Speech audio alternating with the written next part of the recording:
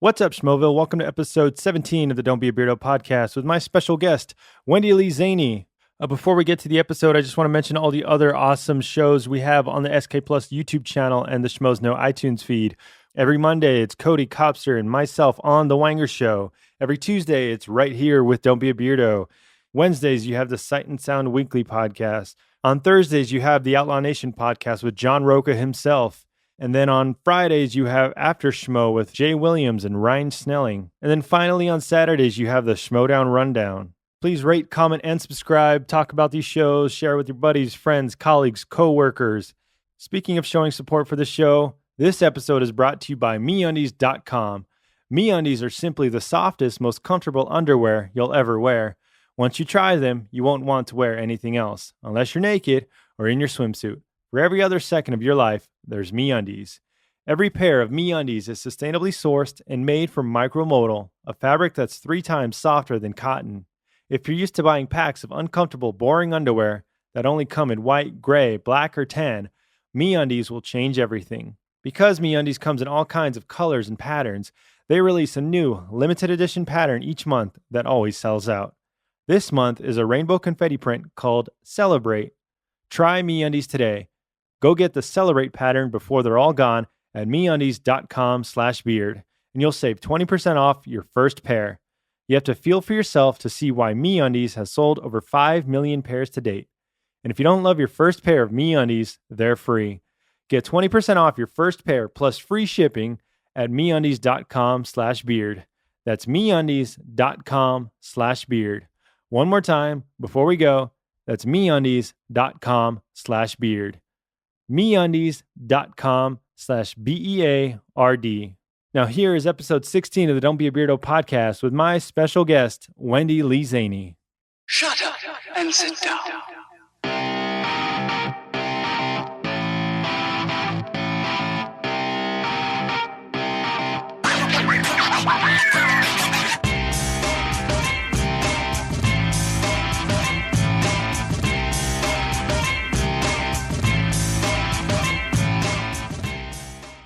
I'm just going to get right into it with Wendy Lee Szany. Yes. Szany? Szany.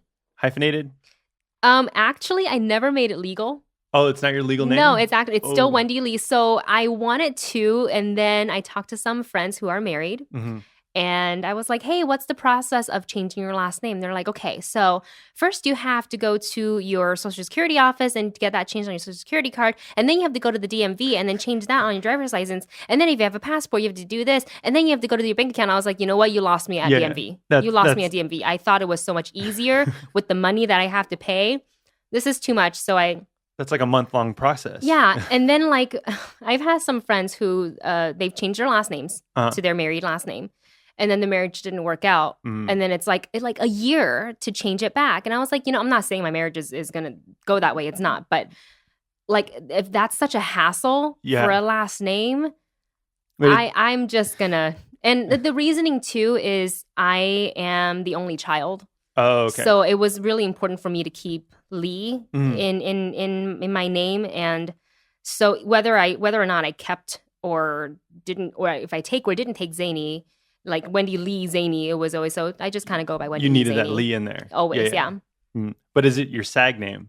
Are you in SAG? I am SAG eligible, so I think when I go SAG, because I think there's a couple of Wendy. It's a very common name. Wendy Lee is like typical Asian woman name. Yeah, it is. Like when people are like, Wendy, I can't find you on Facebook. And before I was married, so I would put Wendy Wei Ling Lee. Wei Ling is my Chinese name. Oh, okay. So that's how they would find me if they could figure out how to spell Wei Ling. Yeah.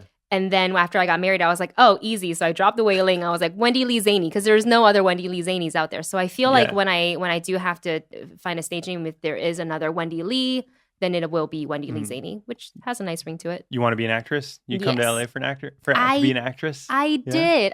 It was a decision. Like it was between New York or LA. Because I also did musical theater as a dancer. I was a dancer first. In college or like outside? Like growing up. Oh, okay. Yeah, my mom put me in ballet class because she didn't know what to do with my energy when I was younger. Where did you grow up? Taiwan. Oh, wow. Yeah, like straight up Taiwan. And I didn't come to the States until I first visited when I was 9, then I officially moved here when I was 12. You guys visited? Like, were you thinking of moving or just like a Well, just like my a mom was vacation? thinking of moving me here. I didn't know this. And she was scoping out the area for the daughter, for the future of her daughter. And for me, I didn't know. It was just a vacation.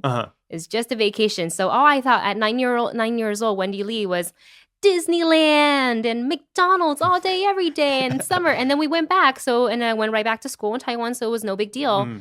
And then when I was actually 11. When I turned 11, she was like, hey, do you want to go visit Florida again? My aunt lived here. My mom's sister lived in Florida. And I was like, yay, Disneyland, McDonald's, let's go. I didn't even ask because it was the summertime. There's no schools out. And then we just ended up not going back.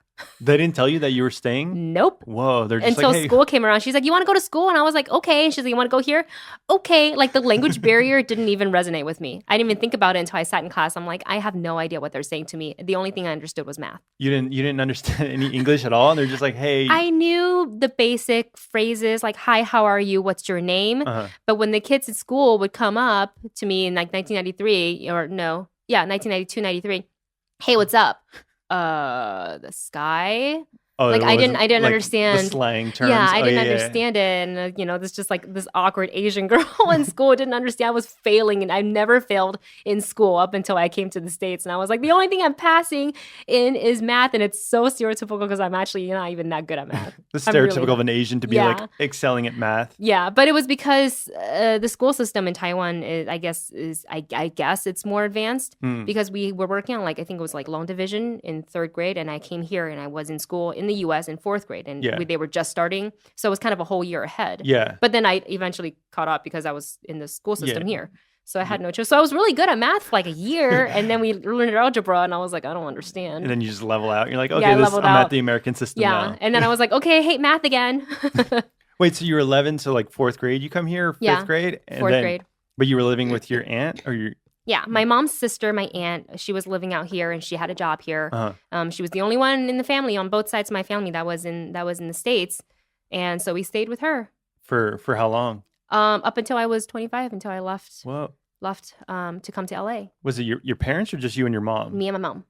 And do you mind if I ask about your dad?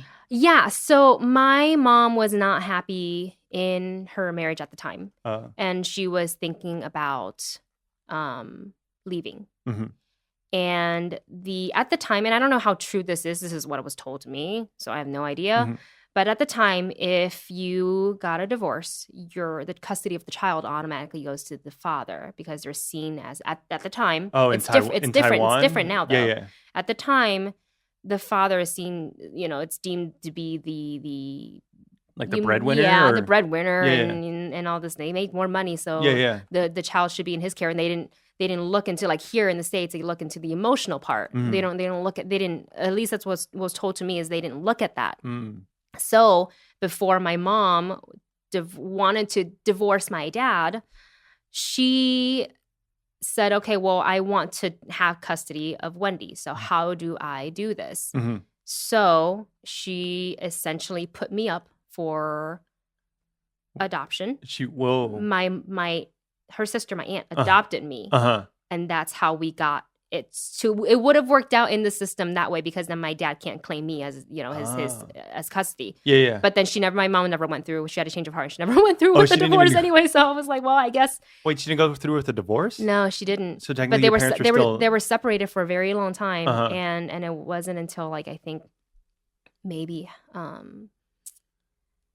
don't even know how many years, but like she just, I don't know if she decided that that's not what she wanted or she just didn't have the heart to go through it. I'll never pull it out of her, and I don't want to. That's her thing, and I'll leave that alone. But she brought you to the States to get away from your father? Wow. Yeah. And I didn't, and then I just didn't talk to him. I thought like he hated me, and I didn't know the reasoning why until I was 25. And then I found out that was at 25. I find out why I basically was flown across halfway around the world and to be adopted by my aunt. Yeah. Oh, that's crazy story.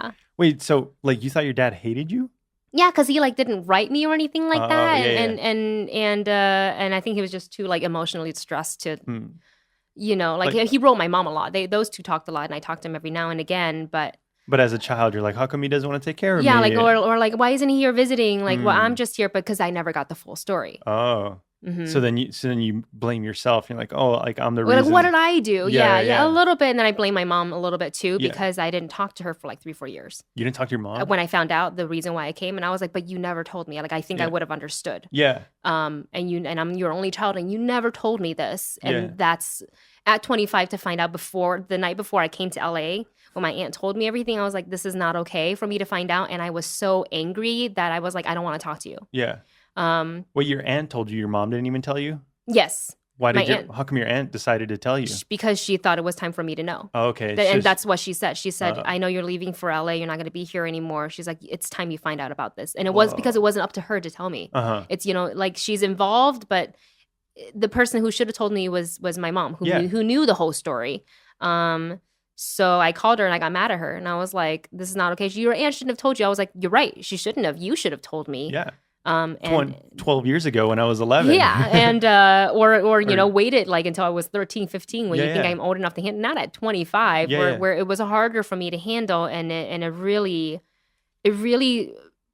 put a strain on our relationship, and our relationship isn't the same.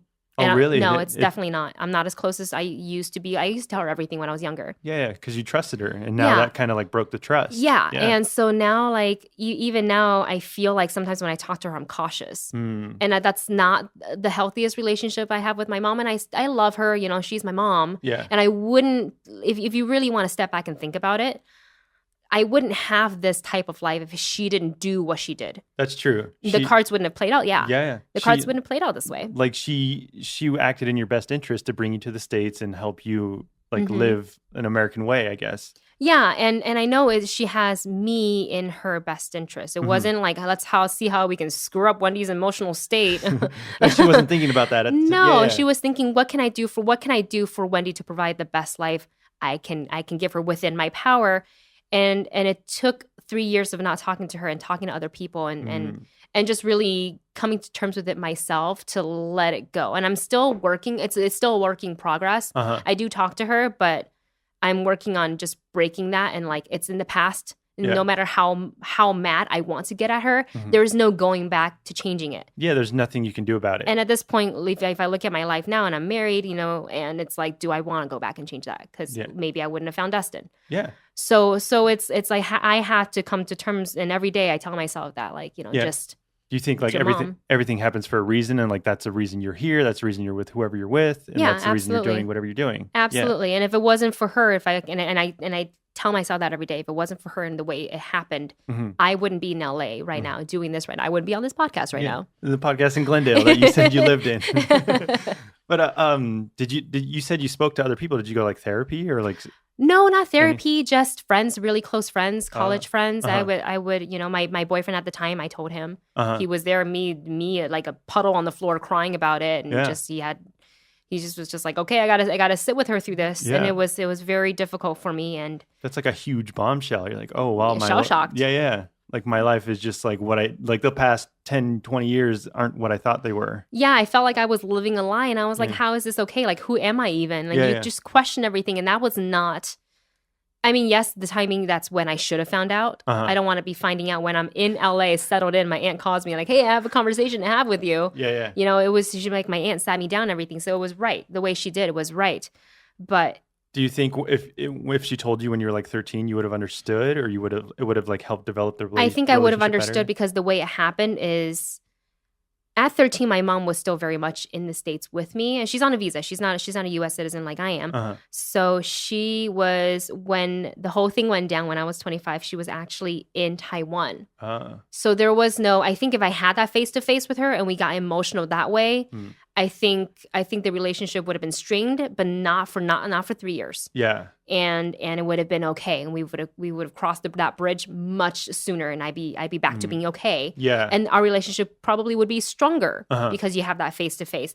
I didn't have that. I yelled at her on the phone. Yeah. And this was all during the time where she was trying to travel back to the States, but she had overstayed her visa.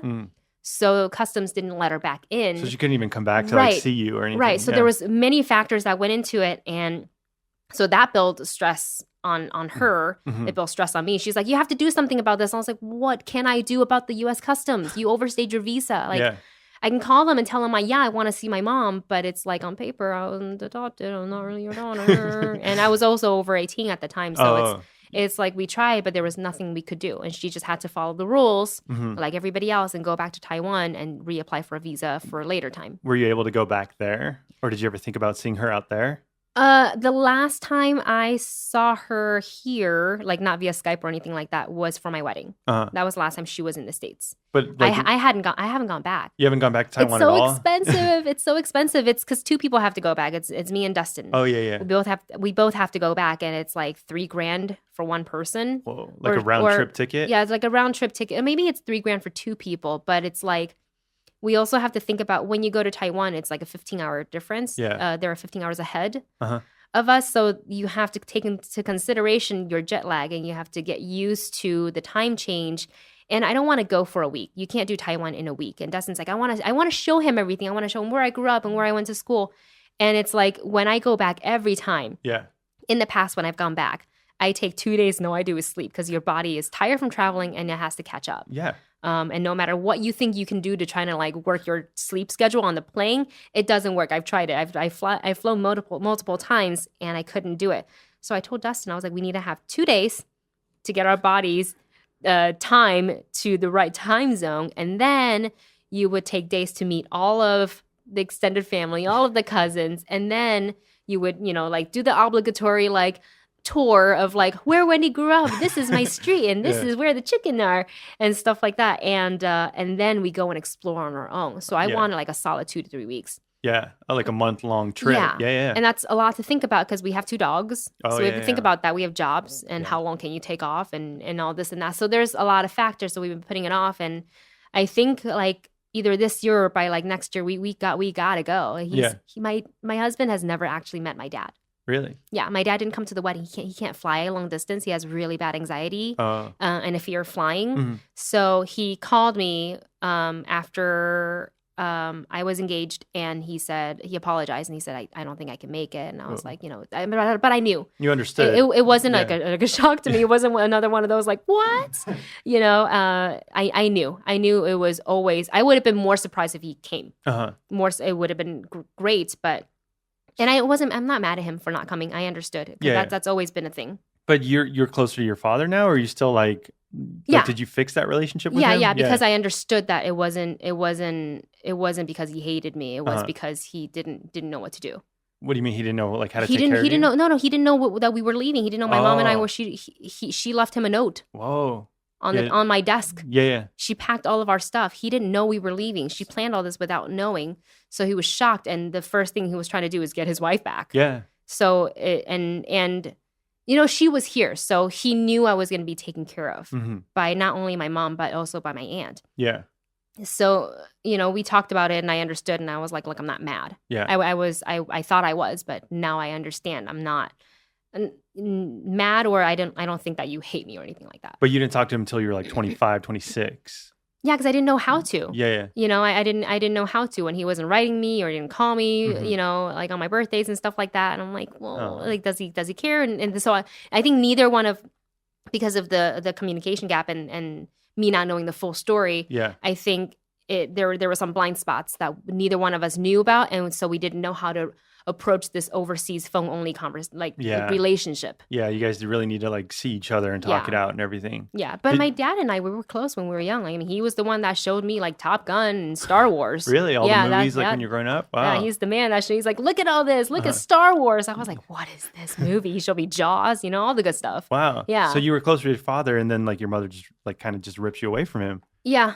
But so I'm trying to go back and like, did you have like family? You just had your aunt in just Florida? My aunt. You didn't have like another like father figure that you just like kind of like clung to? Nope. Nobody? Nope. Uncles? Anybody?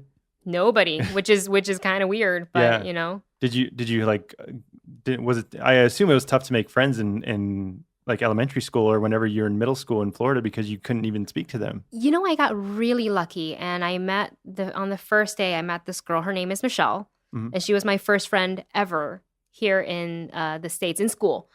And she is just the most kind-hearted person. And she saw that it's a new girl and no one knows her. And she's obviously got, a language gap. and I'm going to go befriend her. And she kind of held my hand through everything. And her mom became friends with my mom and my aunt, and they kind of communicated. So they kind of, in a way, took me under their wing. Wow. So I hung out with them a lot. We went to the same dance school. We would do, all the weekend stuff together, So that was that really helped me out. Yeah, you had a best friend like kind of right away? Yeah. Wow. Yeah. Yeah. And it's all just because she was kind. Mm-hmm. That's it. It wasn't like she was trying to fulfill her good deed for the day. She was genuinely just a kind person. Yeah, that's really nice of her. Yeah. So how did you like learn English? Was it in school? It was in school through just communicating with the kids. According to my aunt, after like a few months, I apparently just came home and I spoke English fluently. And I was like, that's not how I remember it, but I also don't I remember, I guess when you're in this situation, you're forced to adapt. Mm-hmm. And when you're young and you're kind of more like a sponge, your mind is more like a sponge, you just absorb it all. And one day I just like spat it all back and I was like, I learned. Like I got uploaded from the Matrix. Yeah. And so, you're like, your mind's still melding and growing, developing. So you are learning, so you can speak both languages. Yeah. Yeah. My Mandarin's probably not as good now. Oh, yeah. Probably, well, because I don't get to practice it as much. You don't talk to I text her in Chinese, so I'm not saying it. Yeah, yeah. So when I call her, she was like, "You sound like an American." Thanks, Mom. You sound like a white girl American. Yeah, pretty much. And I was like, man, I wasn't even born in the States. Shame, shame, dishonor on your cow. Wait, so you had to become a U.S. citizen? Like you had to go through the whole thing? Mm-hmm. How does that work? Like you take the test. You just study and take the test, and you get sworn in. How long does it take? You apply. I don't even remember. That part of it was so blurry to me but I think because I was younger, it was easier. Yeah. Because I was under 13. I was 13 when I got it. Oh. Yeah. So it took a couple of years to like actually. Yeah, like 2 years at the time, and I don't know if the adoption helped because my aunt was a U.S. citizen. Oh. Okay. So I don't know if that helped, but I know I had to go and like there was a little pamphlet book thing that I had to read, and you go in and you get sworn in and all this stuff. But did you have to take a test on like the Constitution or any of that stuff? They had us read it. Oh yeah. Yeah, I honestly don't really remember much because it was. I felt like the adoption process, which was long because we were in court a lot, and that kind of melded together for me. So in my memory, I can't even distinguish between like what was the adoption part and what was the becoming U.S. citizen part. But I do remember having to like at home. My mom would sit down and my aunt would sit down and be like, they would go through like questions. Oh, okay. Like the U.S. history and stuff like that and the Constitution. Yeah, but it was all happening like simultaneously. Yeah. It just kind of blends together. Yeah, and then we were also kind of learning the same thing in school. So it all really blurred together. Like I had to learn how to, like the Pledge of Allegiance and stuff like that. And I was like, what is this? I don't understand. How does everybody know this? And I don't. So it all kind of melded together because it was just a bunch of learning for the first few years. Yeah, like 5th grade, like U.S. history, like that's what you're learning. And meanwhile, you're trying to become a U.S. citizen. Yeah. So I think that's why I don't have a completely clear memory because it was a lot of like just study and it was all the same thing I was studying. I was like, I don't understand anything. Yeah. But just study, go get an A. Yeah. How were you in high school? Were you like very, very like studious, smart person? Like was your mom like telling you, hey, like you have to learn everything about this school, or not about the school, but it's like every subject you have to excel at? Oh, I think that's the Asian mentality. I think it's to do the best you can. And your best needs to be 100%. Yeah. On paper. Yeah. Like, and there's like, that's how you validate. It's not like how much you may know. You know how some people are bad test takers?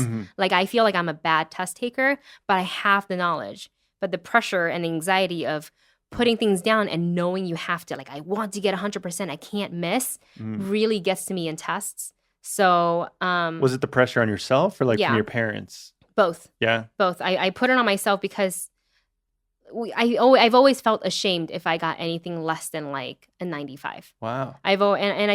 Funny story. I guess when I had to because I had a Florida driver's license when I first came out here, and then eventually I had to get a California driver's license, and it just doesn't automatically switch over. You would think, but there's different driving rules, so I had to go to the DMV and take the test. So I studied for like a couple of days. I read through the little book that they give you. Yeah. And then I went and took the test. And there was one question, the wording was so weird. And I was like, oh, it could be B or C. So I picked C because that was like my go-to Christmas tree answer. I was like, nah, C. And so the test came back and it was a 99%. And I went to the lady really distraught. And I said, ma'am, I have a problem with my test. She's like, what's wrong, sweetheart? You passed. And I was like, no, I got a 99%. I need to get 100. And she looked at me and she goes, sweetheart, go get your picture taken. Yeah. She's like, get out of here. And I was so like unhappy with my 99% on a stupid driver's license test. And I was like, no, but the choice was B and I knew it. And I should have picked it. And it bothered me for like a week. Really? Yeah. And I think that was just ingrained in me as a child. To be perfect.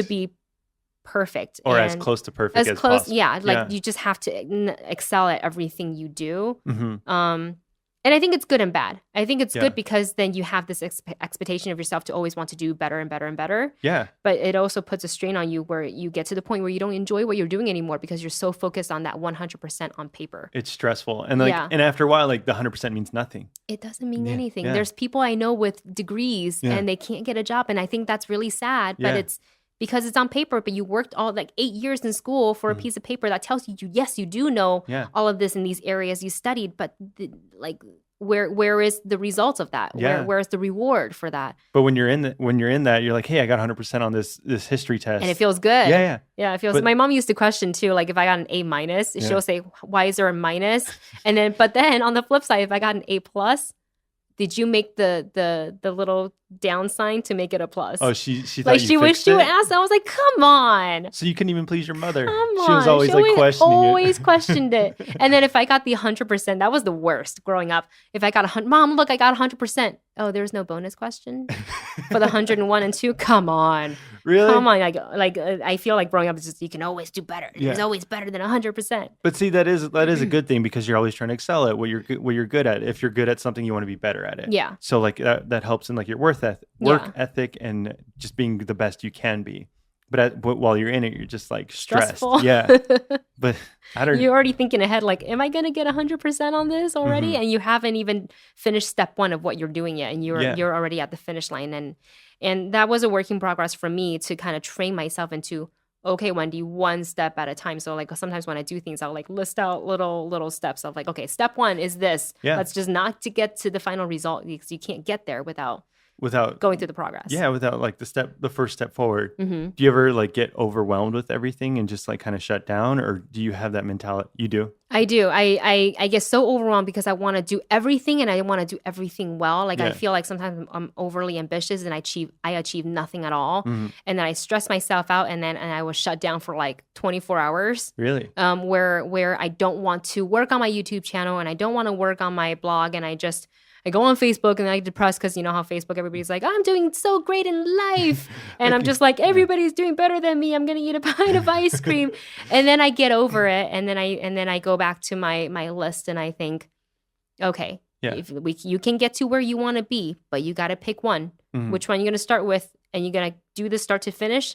And then you move on to the next thing. So it's everyday struggle for me. It's an everyday struggle. Yeah, I struggle with it because I want to do so much. I want to do so much, and I think I have a hard time prioritizing what it is I want to do and what I want to focus my time on. Because you only have so much time in a day, especially when you work a 9-to-5 job, and then when you come home, you only have so much time, and you have to go to bed because you have to get up and work and do it again the next day. And there's regular things in life, like I have to go grocery shopping, I have to do laundry today, like the normal daily things. Yeah, and that takes time, and it's like, okay, I want to work on YouTube stuff, my own stuff, but then I also want to sit on the couch and bond with my dogs, and I also want to go on a date with my husband. But then, and I don't want to, if I'm on a date with my husband, I don't want to be thinking, what can I be doing on my next blog? What can I doing on my what could I be doing next on my YouTube channel? I want to be involved. And I think that's where the struggle is because I am so interested in so many things that I can't zone in on one. So are you able to like separate yourself and say, hey, like if you're out with your husband, can you say, do you bring out the camera and say, hey, this would be a good vlog video? Or... We talk about it before we vlog. Okay. I'll let him know. And if it's a private thing, if it's just me and him, then the camera doesn't come with us. Okay. And if that camera doesn't come with us, the vlogging camera doesn't come with us, then I won't do it. I won't post an Instagram photo. I'll maybe take a picture, but it won't go up on Instagram until much later. Okay, so you can separate and have that like private life. Yeah, I can. Not everything has to be broadcast. No. Okay. No, there's a lot of things we do that is private that doesn't make it into the vlogs, and I'm okay with that. And you're not always looking for material. No. It's like, I mean, we plan. I don't want to say we plan it out, but like So Dustin and I, we like to eat. Yeah. We like to go different places and we like to try different things. So when we do that and it's fun and we'll decide, this is going to be a fun thing and we're going to vlog it because we want to also look back for ourselves. Yeah, yeah. To say, look how fun this day was. And we, sometimes we do that. We'll go through our YouTube channel and we're like, oh my God, remember this day? We did this. Yeah. And we'll laugh about it and we'll relive it. But there's other smaller things that we do, like when we just walk around the park. That is not in the vlog, and that's just us talking and with our dogs, and that's very much an us thing, and nobody needs to know about what we do because it's one, nobody probably cares, and two, like there's no need to broadcast that. Yeah, you need some time to yourself and say, hey, I'm not looking for material, I'm not looking for content to create anything. I just need to make myself happy. Yeah, so and you're able to do that. Yeah, and honestly, our favorite thing to do beside eating is honestly staying home and we just catch up on Netflix and eat junk food. Oh yeah, that's our thing, and we sometimes vlog it, but people know that we do that, and so that information is out there, and that's just our thing, and we're happy, we're comfortable with it. What do you think the ultimate goal is? You want to do all these things, but what do you think? Do you have an end game, or do you think I think there's a couple. It's funny that you say that. So I came out to LA to pursue acting. So I think for me, the ultimate end game is to create a career for myself where I'm creating content, whether it's on YouTube or via the website, the blog I have, or as an actress portraying a character, whether in a movie or TV. But if you were just an actress, can you just be an actress? Do you still have to vlog, or do you still have to I think I still want to, because I've always liked creating content for YouTube. So I don't think I'd ever let it go. But if acting would take priority. Okay. Because vlogs are easy. You turn on the camera and you talk about it, and you can watch the footage, and whether you choose to upload and edit or not, that's up to you. But acting is you have to do this today or you're going to miss the opportunity. Yeah. They're going to move on. The industry is going to move on with or without you, where the YouTube and the vlogs or other formats of YouTube will be there for you to express yourself anytime you want. Yeah. And I think there's no limit or time limit on a vlog. But didn't you just pass 10,000 subscribers or something? Did. Yeah. Yeah, we did. Congrats on that. Thank you. Yeah. It was we try to work really hard on it for the time that we have to dedicate to it. And the timing's kind of bad because we hit 10K, we did a giveaway and everything, and then we went on vacation. Yeah. And then so I'm trying to come back into work and catch up on everything. and so it was kind of hard because then it's we gotta go pick up the dogs, and now we have tons of laundry, and we have to do all this, and friends wants to hang out, and what did you guys do in Colorado? So it's kind of I feel like I haven't watched my channel for the last for in this past week, but we are getting back in schedule. So it gets to you when you're hey, there's 10,000 people that are just kind of maybe kind of waiting for me to release a video or something. Right. Yeah. And I know our fans, and they will say, you guys upload whenever you want to upload and we'll be here. And I think that's the best thing in the world. And I think we have the best fans in the world. But I feel guilty. Yeah. I feel guilty by not giving them something. But at the same time, I'm not going to give them crap content. Yeah. Just to put it up. I also will not do that. I would rather make them wait. So I'm glad that there is that understanding. And I think we're fortunate to have that. So I can give them something of quality, not just here's a crap video. Yeah. Well, yeah, you were recently sick for a while, right? Oh my God. So I went to where did we go? It was okay. I went with Perry to the Guardians of the Galaxy ride premiere. Oh, at the Disneyland. At Disneyland. Yeah.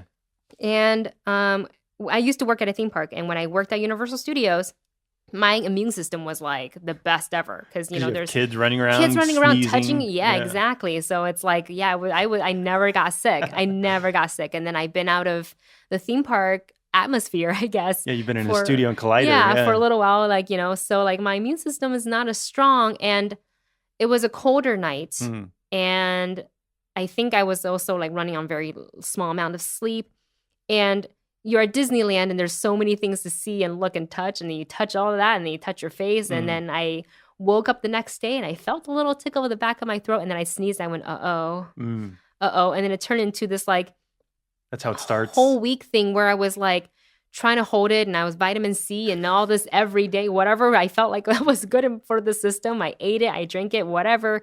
I tried to sleep, and then it turned into this cough. I felt completely fine, but then it turned into this cough that just would not go away. Wendy, are you okay? Grace would ask me, are you dying? Don't die. Like that's how bad the coughs were. It was like a legit like I was hacking up a lung. Really? That's how bad it was. But it was uncontrollable. Yeah. And I couldn't control it. Where it got to the point where on Movie Talk, I either had to have water sitting right next to me, or I'd have to run out of the studio or behind the set so they couldn't hear me cough, and I'd have to cough it out.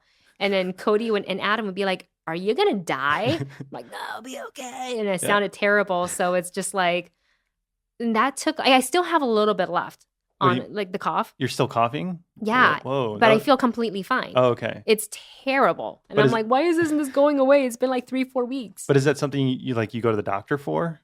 Yeah. Well, no, I didn't go to the doctor for that because the symptoms went away because of all the... What? all the vitamin C, whatever I try to flush out of my system.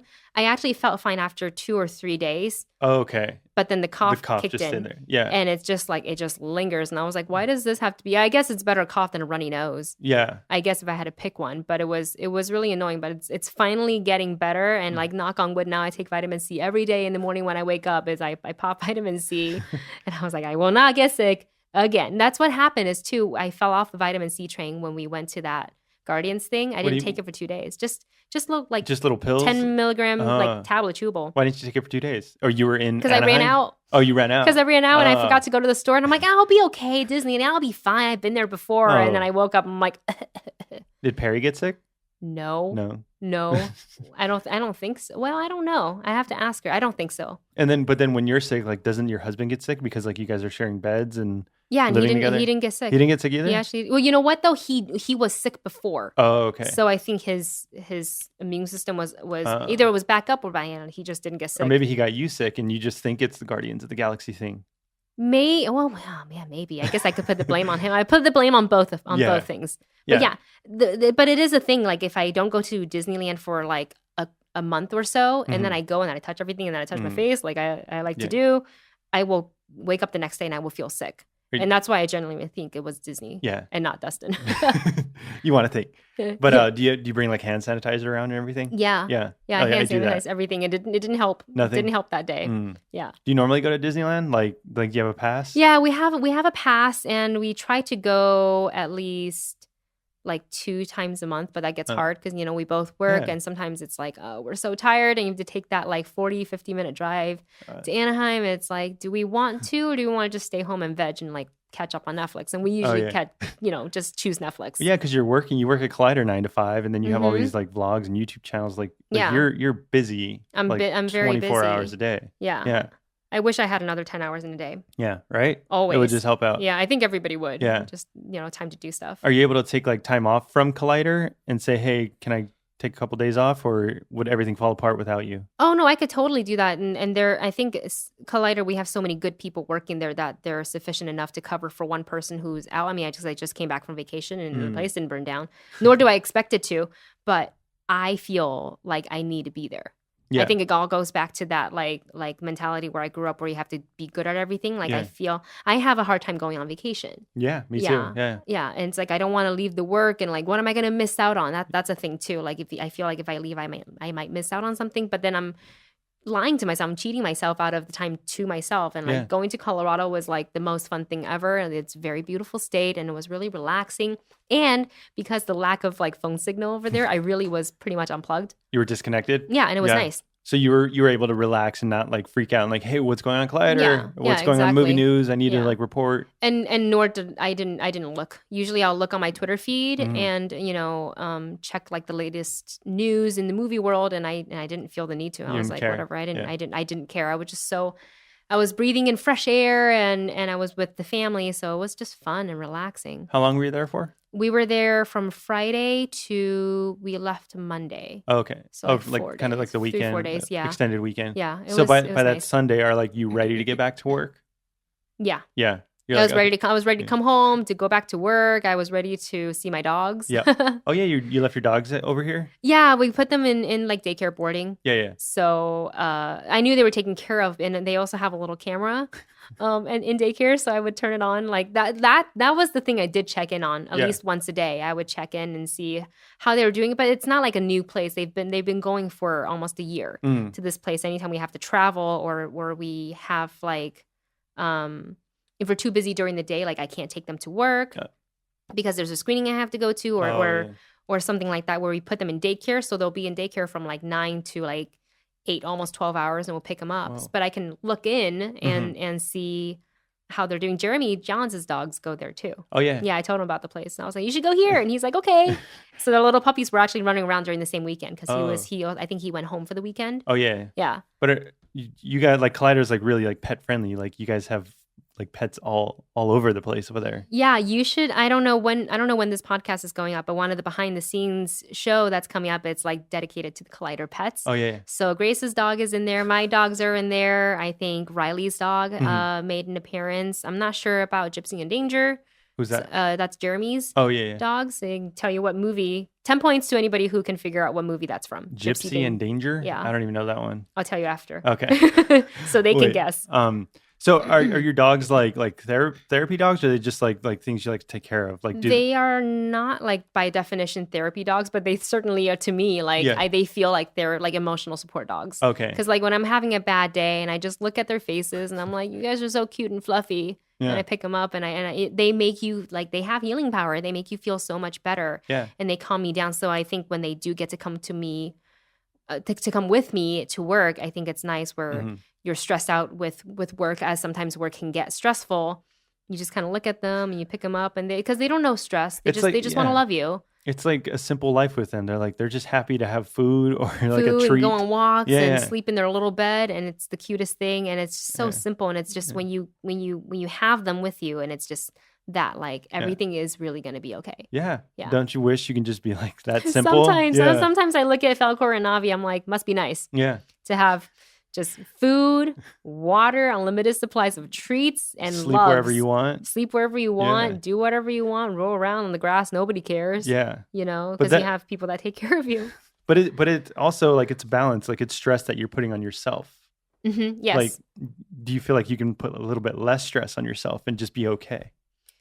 That's probably something I have to eventually learn and do, because I think I do put a lot of stress on myself. And then there's been situations where I look back, I'm like, why did I stress out about this? Why is that? And I wonder if that's just my upbringing where I stress about things because everything has to be perfect. Yeah. And it has to fit into this like my mold of perfection. And if it's not like that, then I'm not happy with it. And that's why I stress out. But, every day I think I learn and Dustin reminds me like, hey, it's going to be okay. Don't stress out. And when he says it, then that's when I know I'm probably stressing out, freaking out a little bit too much. And he kind of brings me back down. And I think it's a nice partnership we have that when we do that for each other. Oh, okay. Yeah. You guys support each other as well. Yeah. And sometimes I'll when I have those moments, he'll leave me alone when I'll say I need to be left alone. Oh, okay. He'll leave me alone. He'll let me flip out and do whatever I feel like I need to do, whether it's cry. Mostly it's cry. Like I've never really cried out of sadness. I usually cry because I'm frustrated. Yeah. And there's no outlet. Like the next outlet would be like me punching a wall or something like that. But it's like, well, I'm not going to punch the wall because my hand versus the wall. Yeah. The wall will win. And there's no need for, and that in hindsight, when you like have to go to the hospital because you decided to punch a wall or a mirror. Yeah. And you're like, why did I do this? Now, why am I getting stitches in my hands now? And I mean, that's never happened. Yeah. But like, I think that'll bring you full circle and be like, okay, there's nothing worth that much stress where you're so angry, you punch the wall and then you hurt yourself and you now have to go and spend a night at an emergency and spend all this money for what? For what? And it's also like, if you go back to like the root of the problem, like, like what am I stressed out about? Like someone didn't show up to a meeting or something. Like it's a meeting for like, no offense to like any of this. Like it's on YouTube. Like, just in general, like movies, television, everything, like everything's going to pass. Everything's going to be okay. Everything has always been okay. Yeah. And I think, but you think by now, I've learned that by now, everything has always been okay. But I think it's the work ethic where I want it to turn out well. So I stress out about it. But when there's so many people that kind of share the same energy and share this, they want the same result, and they turn around and tell you it's going to be okay, you have to trust in that person that you work with or you live with and know that it's going to be okay. Are you able to like let go of some control and give it to somebody else? Like trust, like a Grace or somebody to just like do the work for you? Yeah, sometimes I'll get so stressed out and I'll talk to, one of the senior guys, whether it's Dennis or Christian or our line producer, Ashley, and I'll voice my concerns and like, well, you did the most that you could. And then when they say that, I just go, okay. Oh, they said that to you? Yeah. That you did the most that you could? Like, like you did everything you could. You're not in the wrong. And, and or next time we'll approach it this way. And when it gets to that point, then it's completely out of my hands, and I say okay. But I've never felt like I underperform my job, and I think that's at least good, because if I'm stressing out and I know I'm slacking off, then that's a problem. Yeah, then maybe I should revisit my, me having a job. But I don't ever feel like I don't give it my all. Yeah, But do you feel like people are appreciative and see that you are giving your all? Yeah. I mean, some days when I'm stressed out, I kind of sometimes get a second. I'm like, no one appreciates what I'm doing, but then in the next moment, somebody will say, "Hey, thanks." Oh, yeah. And that brings you right back. Like, they notice, but you're not the only one stressed out. You're not the only one working here. And you always have to, I think it's important to take a step back and look at the big picture and take a look at the people around you, and they're in the same situation as you are. Yeah. And everyone's just trying to be the best that they can be. Yeah. And that's what makes like a channel, like a Collider great, because everyone's trying to work as hard as they can. Yeah. And we're not alone. It's not a one person powering the machine of Collider. It's all of us pushing it forward. So you feel like you can see like everyone's like pulling their weight, and it doesn't like overstrain on you, and you're like, I'm trying to do as much as I can. I'm trying to do everything. Right. You can understand that people are helping you. Yeah. And the thing is, we're all busy, but we're also not psychics. So it was a learning thing for me. And I've learned now, if I need help, ask. Oh. And that was a big thing where I felt like I had to do everything on my own, where they're like, Wendy, if you need help, let me know. And I'll say, oh, I can ask for help. And that doesn't mean I'm not good at my job. That just means I need support. And that's what the team is for support. There are times where I've on the flip side, where I've needed help with something, and I'll look at, say, Copster, and I'll say, hey, can you help me? And he'll look equally as stressed. And then that's when I know I can go to someone else for help. Oh, he won't help you? Because he's stressed out about something else. He's busy needing help. And you can see it in his face. He wants to help, and he hesitates on saying yes. And then this actually just happened the other day at Schmo's, where I was Schmodown, and I was like, hey, Copster, can you help me? He kind of stopped. He didn't want to say no, because his instinct, Copster's instinct is, yes, I will help you. Yeah. And that's everybody's instinct there. Yes, I will help you. And he hesitated. Ooh. And that's when I knew, I got this. Don't worry about it. And I just turned around and asked for somebody else for help. That it's just as easy. And I asked for Copster because he was standing right there. Oh yeah. And that's why it wasn't like a specific Copster can only do this right now. It was anybody, but he was standing right next to me, and I was like, hey. And he had this look in his. I was like, go. And he's like, oh, but I can. I was like, no. Yeah. Go. It's totally fine. Go do it. Did it take a while to be able to ask for help, or were you fine asking other people? I think I had to eventually learn, but I learned pretty early on. After 50 million people telling me 50 million times, ask for help. Yeah. It's okay. Don't stress out. Ask for help. And it finally, like, one day just clicked. I was like, hey, I can ask for help. Yeah. And I started asking for help. Yeah. And now, like, you're a little bit less stressed? Yeah. Especially now we have a full team. We have Grace and Perry and Alicia. And Dennis and Christian's always been very helpful. And then now we have Copster, Cody, and Thad. So we have a really solid team. And if I ever really do need something and I say help, no questions asked. Okay. And that's for everybody. Back and forth. What makes you like the most happy? What makes me the most happy? Because we were talking about like creating your own thing, like developing something from start to finish. That's just like a great feeling because you worked on it. I think there's a few, and so I guess I'll give you all of them. When if and when I get booked on acting projects, and I get my sides and I get to read them and try to get off book and really dive into that character. The working progress of that makes me really happy because I love it. Being an actress, and studying the craft and acting classes and things like that, and also the being on camera part, the performing part. Yeah, it's so much fun. And I remember being in a first indie feature, and I got to play a villain, and it was the first time where like I was in front of the camera, in that kind of capacity, in that professional capacity, and there was a script and there was a DP and all this stuff, and where you felt like, oh, this is what it feels like. And you get to share your passion for acting on camera for everybody to see. And it's like, you're so into your character. And then I remember coming home at the end of the day and gearing up for the second day of shoot. And I was just I was tired. I was so tired, but I was so happy. Yeah. And I didn't want to go to sleep. I'm like, let's just go again. And that's when you know that acting isn't an easy career to break into at all. No.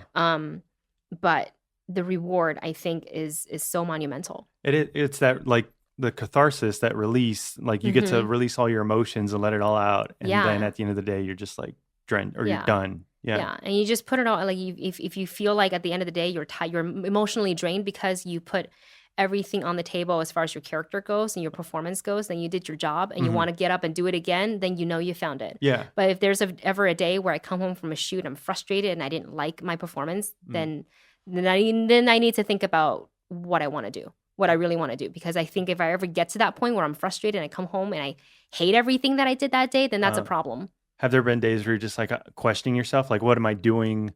Like, what I should be doing this, I could be doing this. What am I doing with my life? Or are you like pretty set? I think I'm past that. I think it's the question is more of like living in LA is expensive. So what could be the next survival job? I think as an actor too, when I came to LA, I got to the point where I had $27 in my bank account. Wow. And never once came across to me is quitting acting. It never came across me. I'm going to keep auditioning. If I have to take buses, 2-hour ride to get to an audition, then I will. But I will take whatever crap serving job that I will do to supplement the fact that I have to get headshots in acting classes to go act. That was never a thing for me to give up. And I think that's how you know when you were crying in your bedroom because you have $27 in your account and you still don't want to give up acting, then you know that's what you really are passionate about. And another thing is we were talking about YouTube and content creating. And I enjoy creating. I enjoy telling a story. And I think that's what attracts me most about acting, because you are telling a person's story. Yeah. You're portraying a character. And I think with YouTube too, but I'm not playing anybody. I'm me, and I'm sharing me with whoever wants to watch on YouTube. And that makes me really happy. And I think hitting 10,000 subscribers, that was like a big thing for me. And I was like, oh, people are interested. They want to watch. And when we don't upload, and they're like, hey, where's your vlogs? We miss them. And that makes me really happy. Like, I want to share my life with you, the parts of my life that I decide to share. Yeah, it kind of validates it. Like, hey, like people do care. Like they seem interested in what I'm doing and what I'm doing out here, and I'm while chasing my dream of being an actress. Yeah. That's your favorite. Yeah, just creating. And just one more thing, we'll add more to my plate because working at Collider, running my own YouTube channel, trying to act.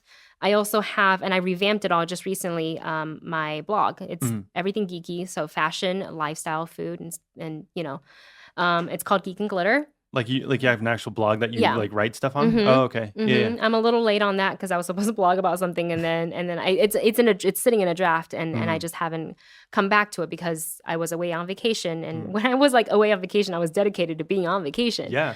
Which it's equally as important, but there's also that. So I think the most difficult thing for me day to day is splitting my time. Is do I want to create? I can't do it all. There's not enough time in a day. It's not possible. Unless there's 3 of me. Yeah. But do I want to create stuff for the YouTube channel? Do I want to shoot and edit a video? Do I want to take pictures and write a blog? Or do I want to go and practice my craft? And then personal time. But as well. Are you able to schedule your own self? Because you schedule a lot at Collider. Can you schedule your own life? I do. You do? Yeah, I do. I usually it's all in my head. So I don't write it down. So it's if I don't write it down, I feel like then I have the ability to say, move on to the next one. I can throw it out and say, okay, today I was supposed to work on the blog, but I'm going to work on YouTube instead. And I'm so weird where if I list it out on paper, day to day what I do, I will follow it and it will fall apart faster than I can imagine. Why? Because I feel like I wouldn't be able to erase it and change it. What do you mean? Like if today is go on Brian's podcast. Number 2, work on YouTube channel where and some things come up and I can't work on the YouTube channel. I will feel like, why can't I check that box off to work on the YouTube channel? And you'd feel like you kind of like failed yourself. Yeah. So I don't put stuff like that on paper where it's scheduled out to the minute. Because it's always changing. Like it's always changing. Life happens, stuff happens, you get sick. Yeah, and sometimes you're also hit by inspiration. Like oh, I'm going to pull my camera out and talk about this to the camera via vlog or the website. And if that hits, then I have to take it. Yeah. Right there and then, and because then it's the most genuine. Yeah. And that's what I want to capture. Yeah. It's not. So I can't plan it out to the T. It's not like doing a job like, okay, I'm going to work 9 to 5 with my YouTube channel, and then either if I'm not like inspired to do anything, like I'm not just gonna put it up because I need to put something up. Yeah. But wouldn't that be nice though? Like YouTube, like if my YouTube channel got to the point where it's full time, because then it all opens up. Then I wouldn't need the survival job as much as I love working at Collider. Then I wouldn't need to have that, because then that takes away the time, the dedicated time of being at work to just working on my stuff 24/7. So you would be able to do just the YouTube channel and then like go audition. And then the acting stuff, yeah. Oh, okay. If it ever came to a time for my YouTube channel to be able to support my lifestyle, like acting, the lifestyle of being an actor, who's trying to break out is not a cheap one. No. Headshots are very expensive. Training is very expensive. And also you get like one job a month if you're lucky. Yeah. And it really depends on how much that job pays. And then you're also looking at when are you going to book another job? Yeah, when are you going to get paid again? Yeah, because sometimes when it rains, it pours in acting, and then when you have the drought season where you're just booking nothing. Yeah. And that gets hard, and that's why survival jobs are important. But although I don't see Collider as a survival job. Like I have way too much fun to call that a survival job. Yeah, there's worse survival jobs out there. Yeah. Like at McDonald's. But do you like the 9 to 5, or do you like a sporadic kind of schedule? I never thought I would actually like the 9 to 5 until I got into it with Collider. There's pros and cons, of course, because you are dedicated 9 to 5, sometimes after hours, to work on. And I think I am so fortunate to have found a place that I actually enjoy. Like I don't have a problem with working on something at 10 o'clock at night because it comes up and I have to work on it right there and then. I don't mind it. Oh, okay. But I think if it was something I didn't enjoy, then I probably would be singing a different song right now. Yeah. Yeah. So it used to be I worked the sporadic jobs where like, okay, today you're going to come in from 1 to 6. Yeah. Tomorrow you're going to come in from 8 to 2. Yeah.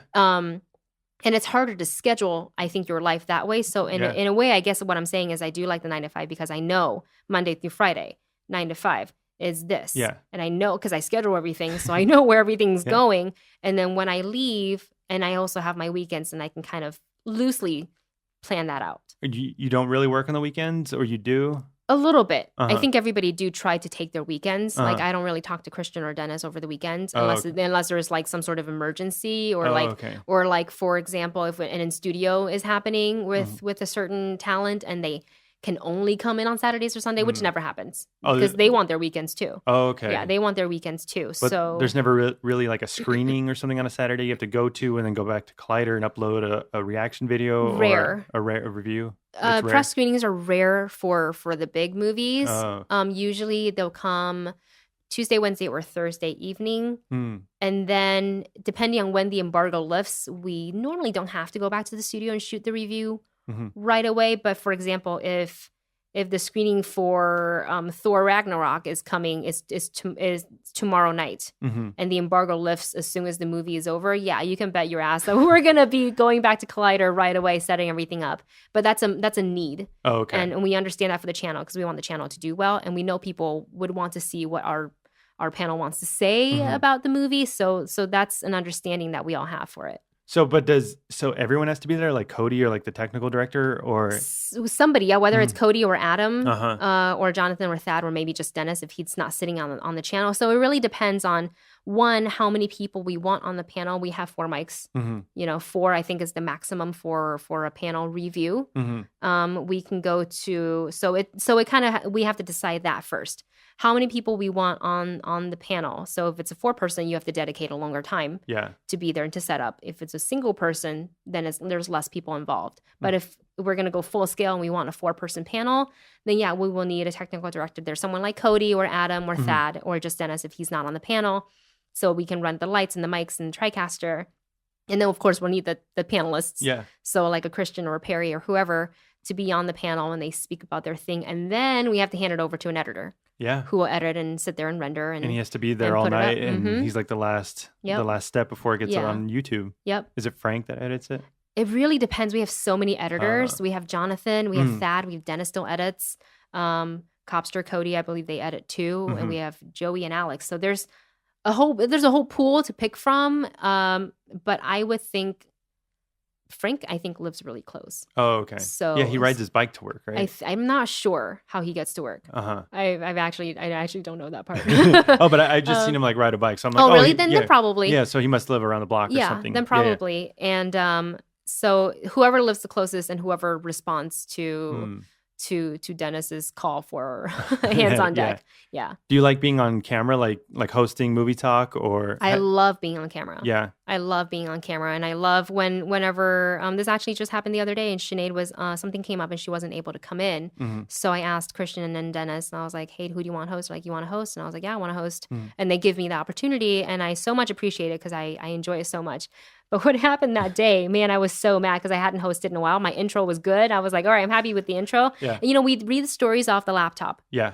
And there was so much stumbling through the first 3 stories because my laptop started flickering. Really? Like it was a strobe light in my laptop. And I don't know why, but, when you're scrolling through, you have to touch the mouse pad. Yeah. Anytime my finger landed on the flat of the laptop, it flickered. Yeah. So I went starwarsnews.net.com.net and because it was flickering and I couldn't read the story, but there's no stopping because we're live streaming, so it's just go. And I was like, I'm gonna just try to steamroll through this, but it's not gonna sound good. So I actually felt pretty horrible coming off of Movie Talk, and I called Dustin. I was like, so it wasn't good, and he's like, what do you mean? And I was like, my read was terrible because I felt like I was gonna have a seizure. Yeah. I actually watched the footage. It's not as bad as I thought. Yeah, I'm sure it's always worse in your head. Yeah. But I watched it and I was hoping that one, I was quality checking. I was like, how shitty did I sound?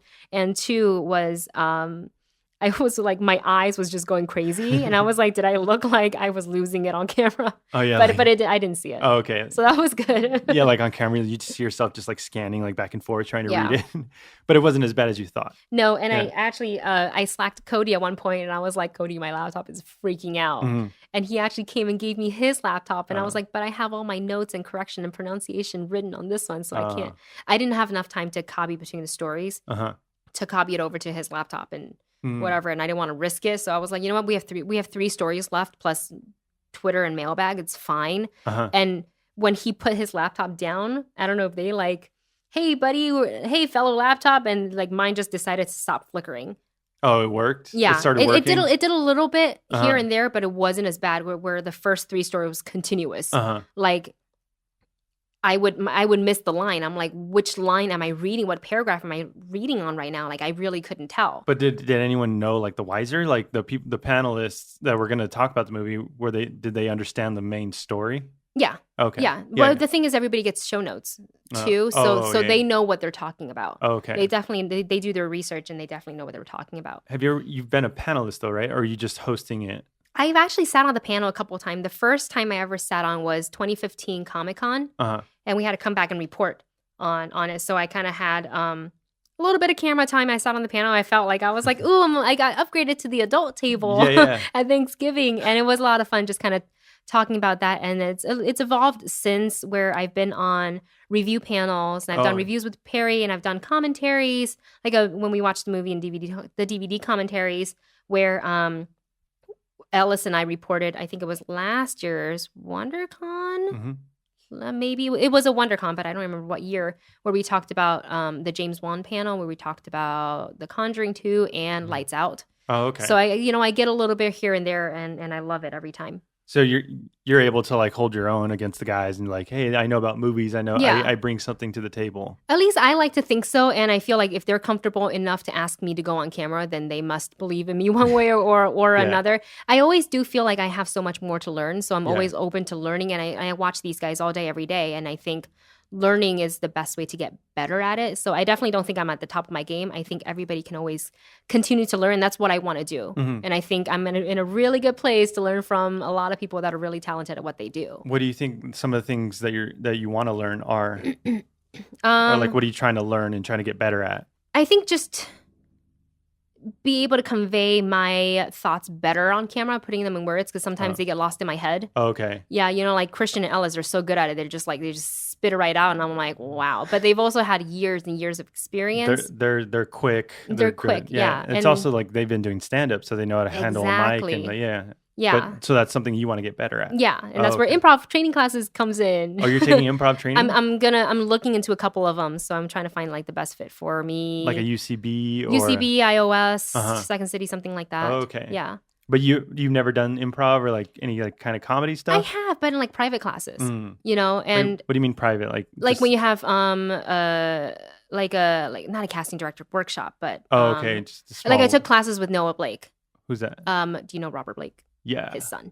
Whoa, isn't he like a murderer? Robert. Yeah. Well, I don't know the full. I don't know the full story. Allegedly. I don't know the full story, but I can tell you Noah Blake is the coolest human being ever. Okay. And I learned a lot from him. I took I think it was like 6 weeks with him in the level 1, and then we did level 2, and everybody's schedule didn't work out for level 3, so we haven't gone back, but we did some improv in his class, and it's just fun to get up there and just let loose and. So you're able to learn different techniques and stuff like that, yeah. You would think you're so structured, like you need a script, you need to do this, and you can't just like let go, but that's something you're trying to... It's actually more fun. Is it? Yeah. And I think, I think that's why I'm so afraid of improv, and that's why it's on the top of my list to do, is because I'm so afraid of it. But people tell me over and over, like, oh, you're really good at it. I'm like, really? Because I feel like when I'm up here, I'm like standing here with like my thumb in my butt and not knowing what I'm doing. But I feel like when you're really afraid of something, then you really need to go and do it to get over that fear, to know that there is nothing to be afraid of. Yeah. There's nothing to be afraid of, and you're going to be fine. And classes are really good for that, and especially since we didn't jump right into improv. We kind of did some like audition techniques and scene studies first to get comfortable with the way he's going to teach, to get comfortable for him to get comfortable with us and for us with each other. And it wasn't until like the 3rd or 4th week we jumped into improv when everybody kind of knew each other. Yeah. And that was good timing to get into it. But so with improv, like you're able to like listen to people and like go have a back and forth. Like you're not just like in your head. You can't be in your head. Yeah. That's I feel like that's the number one thing. Like you can, maybe if you know the subject matter, you can be a little bit in your head so you can prep. Yeah. Of like, I mean, if you feel like you have something funny to say, but it doesn't mean you have to say it. Yeah. You just go with the flow. And I think that's what's most fun about improv. It's unpredictable. Yeah. And that's when it's funny. And you're able to do that? You don't have that filter on you? No. It's because you're forced to let go. Yeah. You have to let go. You have a scenario. You're at the circus and the clown is coming up to you. He's going to sell you peanuts. Go. Okay. Yeah. There is no script. You're just in a scenario. So you can, that's the thing is with improv, there's no right or wrong. You are free to do whatever. You can make a mistake because it's not a mistake. Yeah.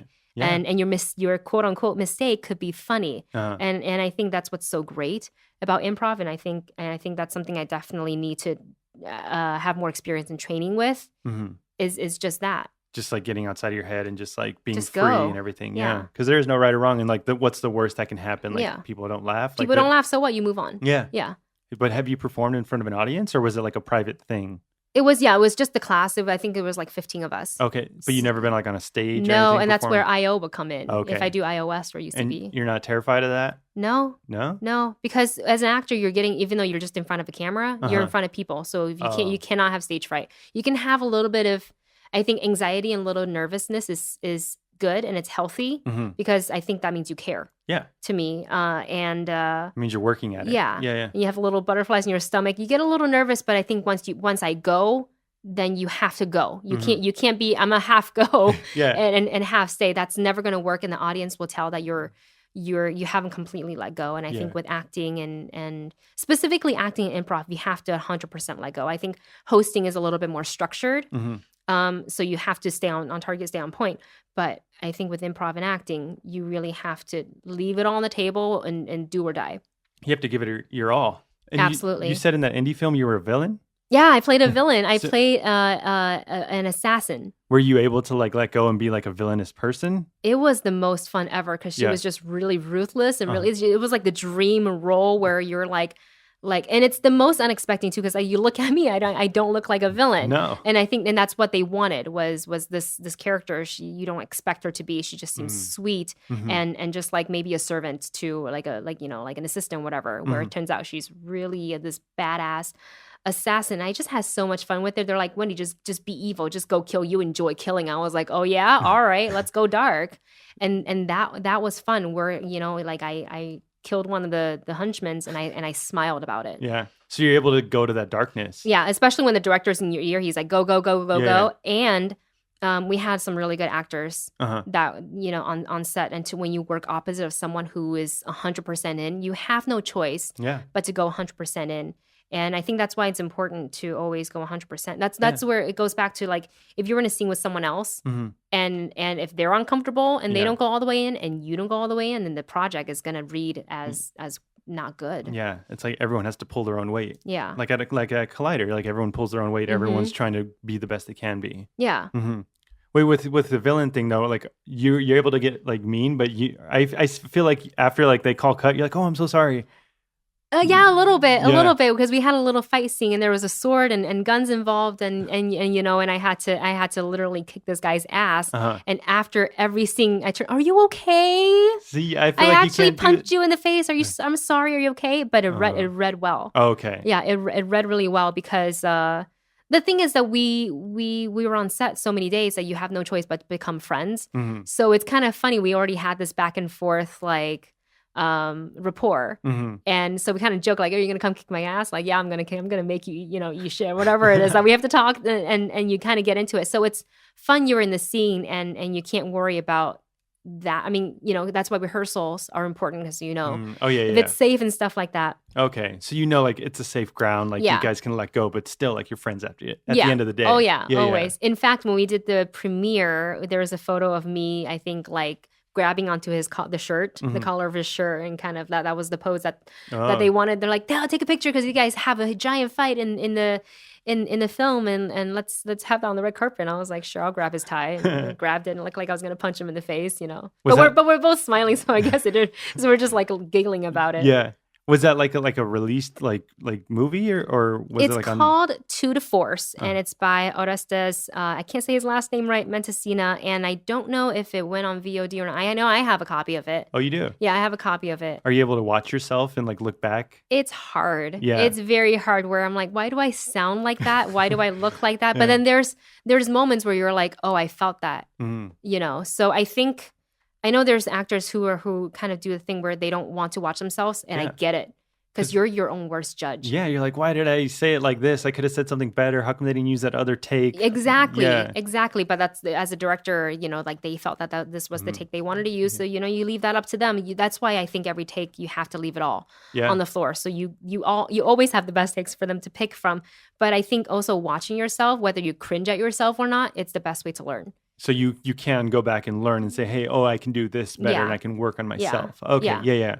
I do that. That's what's better as opposed to just like, you know what? I nailed it. Yeah. I don't ever want to get to the point where, I can walk out of an audition room and say, yeah, I felt good about that. I nailed it. But I don't ever get to the point where I'm like, I nailed it. And then I'm at the top of my game. So I don't have to train or study or no one's better than me. Yeah. And that's a dangerous mindset to get into. Yeah.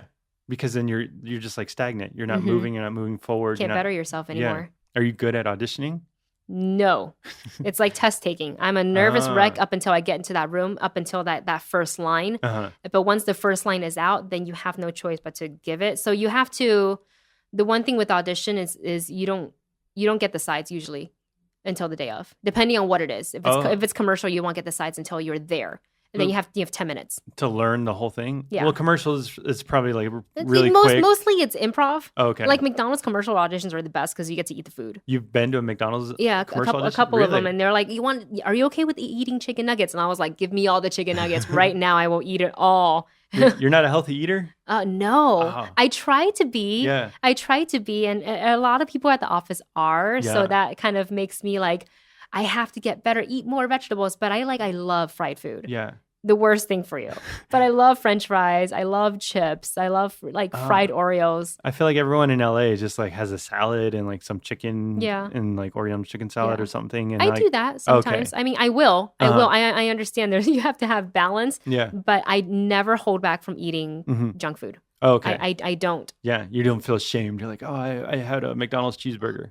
Yeah. Well, I realize now that my body cannot handle McDonald's cheeseburgers as I used to be able to. What happens? Like you get a stomach-ache? Yeah. When I was younger, I was like, yeah, McDonald's. And I don't know if like the food quality maybe have gone down since then too, probably. Maybe a little bit of both. But it's like, as you get older, your body is going to be not as good at hand processing processed food. Yeah. So now I kind of like, I'm like, okay, healthy or wholesome food, raw food. So like straight up chicken breast and a salad or like raw vegetables and I noticed too, like when you eat better, like you feel better as opposed to like when you eat a McDonald's burger, like you're tired at like 2 p.m. Oh my God. Yeah, that's it. Whenever I eat McDonald's, like it tastes good when you're having it. Yeah. And then maybe 10 minutes after you kind of look at your little McDonald's bag and you're like, why did I do that? You're just like ashamed. You're ashamed. And I always, every time, no fail, every time I eat McDonald's, I'm so happy when I'm eating it. And as soon as I'm done, I'm shaming myself. I'm like,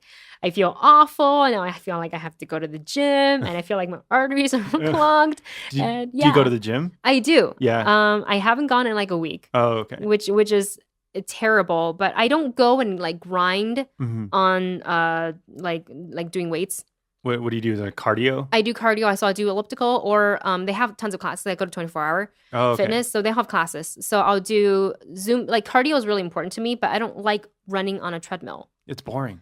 I can't do it. Elliptical I'm a little bit better with. I don't know why. Is it because like I think it's the less stress on your shins. Knees? Yeah. Okay. So there's less impact, I guess. It's low impact, but I feel like running gets your heart pumping faster than elliptical in my experience. But I also learn better in a class setting because it's motivation. Everybody's doing it. So if you're not doing it, you're the only one standing there and taking a rest. So like Zumba class is my favorite. The dancing kind of class? Because I grew up as a dancer. Oh, yeah, So when there's Zumba and they put on the music, I was like, yeah, let's go. And I'm like sweating. And the best part is too, in my class, there's seniors in my class. And they're like 60, 70. Oh, seniors. Yeah, seniors. Yeah. And they go and they dance sometimes harder than I do. I was like, yeah, when I get to 60, 70, I want to do that. Yeah. Like I want to be able to have my body and have the motivation and the strength to do that. Yeah. So, but you don't feel like a bunch of pressure. Like I have to look good. I have to look good on camera. I have to be like look as good as I can because I want to be an actress. I think the pressure of that is put on by the individual. So yeah, I certainly put the pressure on myself. Where I think, and I don't know if this is most girls, but like body dysmorphia is like a thing. For every girl? For the girls that I've talked to, yes. Oh, okay. I can't speak for every girl because there's some girls that are confident in their shape and size and like they're happy and God, I want to be that. But I look in the mirror, like I know I'm not fat. No. We'll put that out there. I know I'm not fat, but I look in the mirror, like when I'm in a bikini or I'm getting dressed in the morning and I think this part could look better. Really? Oh yeah. Always. It's going back to that thing like 99%. Yeah. Why am I not 100%? Yeah. But and that goes into like, I mean, never in my life where I'm like, okay, I need lipo. Never in my life. You don't think you'll ever want that? I don't think I ever want to. Well, surgery is a scary thing. Yeah. So if I don't have to do it, I don't want to do it. But I feel like for my main problem is like abs. Like I want like abs of steel. I mean, I don't want an 8-pack, but I want like the Victoria's Secret, like the airbrush. the flat stomach that looks, Yeah, the movie quality abs. Yeah, who doesn't want that? When you look at that, you're like, God damn, I want that. And I feel like I'm young and I'm able, so I can achieve it on my own through whether it's eating or going to grind at the gym. Yeah. And that's really the only two options is you work out and you eat well and you put those two together.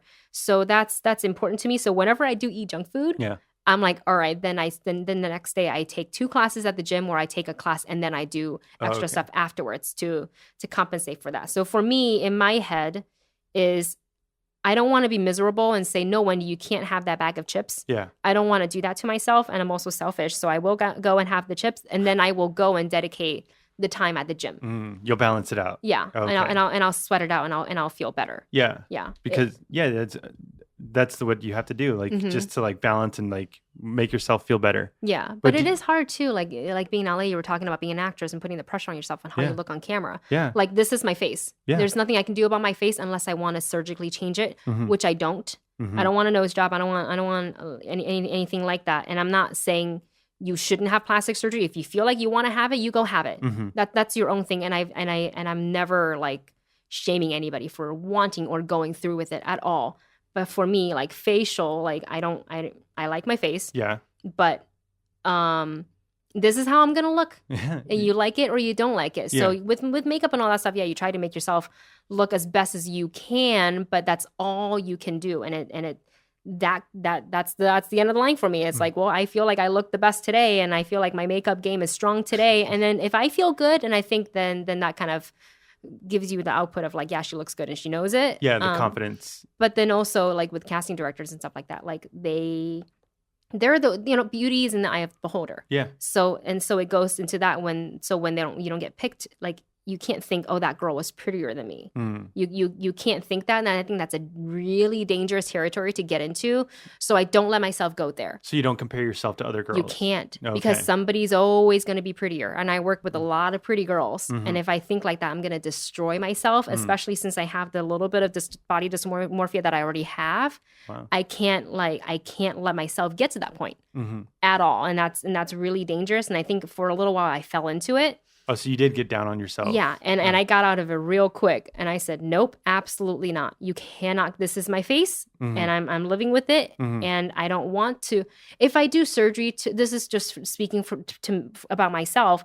If I alter my face in any shape or form, then I'm not me anymore, and the quality of me goes away. So I am not going to let that get to me, and there's nothing I can do about it. I can play with makeup, and that's where I'll take it with. Yeah. You're not Wendy if you just have like someone else's nose on you. Yeah, like, exactly. And then I'm not me anymore. That's what you bring to the table. Yeah. But you don't compare yourself to other women. You don't say, hey, she's like skinnier than me, then I can't eat this bag of chips. I will acknowledge that someone is prettier. And I will acknowledge that someone looks better, and I serve that. And I mean, there's nothing I can do to change my looks.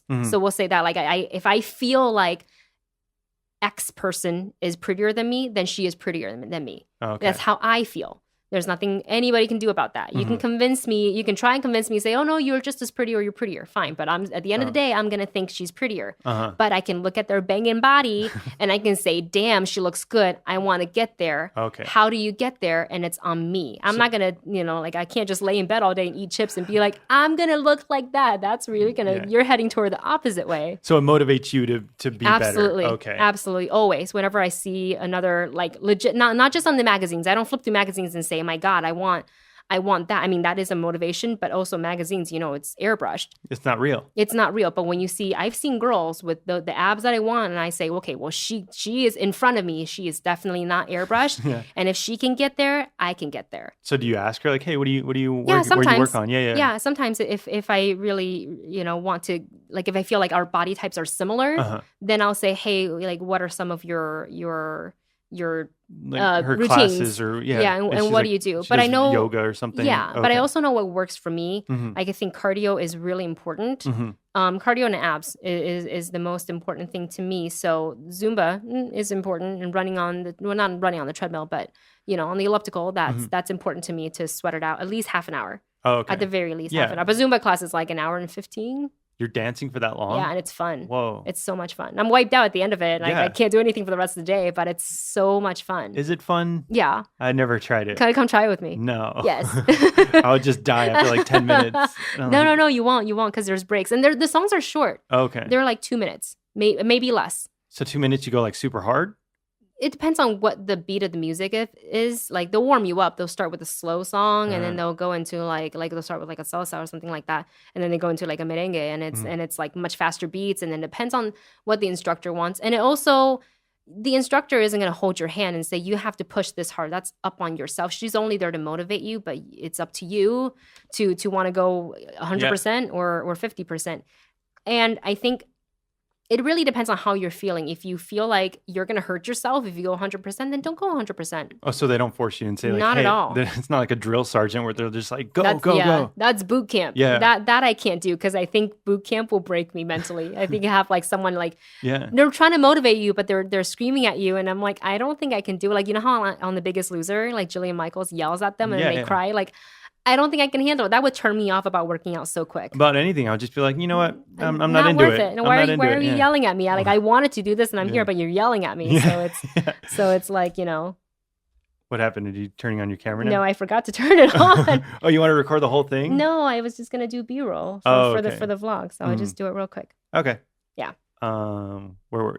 We're talking about working. You're going to take a Zumba class is what we were talking about. I'm not taking a Zumba class. Do it, Beardo. No. I did yoga for a while. Did you? And I was like actually like kind of, I would do yoga and then I would run afterwards, and I would just be like, I would have all this like motivation to do everything, and what is it? The stamina. Yes. I can run forever because I was like stretched and I was everything, and I was skinnier. Yeah. But then after a while, you're skinny now. No, I have the gut and Really? Yeah, because I just come home. It's my comfort, and I just like, you know what? On the way home, I'm gonna grab a King Taco burrito. Oh yes. Wait, is there a King Taco nearby here? Yeah, it's like 5 minutes away from here. Shut up. Yeah. That's lunch. Yeah, that's where I'm going. Oh, okay. We should go together. Yeah, but that's King Taco. that's how I am with like, I don't eat well. I it's my comfort in a way where it's just like, you know what? I worked hard. I'm gonna grab this burrito because I deserve it. Yeah. Even though I should eat better. But there's nothing wrong with rewarding yourself with a burrito. But I think you sound like you know too where your limit is. What do you mean? Like that's not like, because you just said like I should be eating healthier, but this is what I want right now. And you acknowledge that this is what I want right now, but I also should be, you know what I mean? So I feel like you have it within yourself to balance it out. Okay. So yeah. Like I'm not unaware of why am I gaining so much weight? Because I have King Taco in the morning, Jack in the Box in the afternoon. Yeah. But I understand like a little bit. Correct. Okay. Yeah. Correct. Okay. Yeah. I just don't do it because like I enjoy a burger or a burrito. Yeah. Yeah. And I don't enjoy working out because I'm lazy. My husband doesn't enjoy working out. He doesn't. He doesn't. It's not the workout. It's the feeling afterwards because you can't walk up the stairs because you're sore.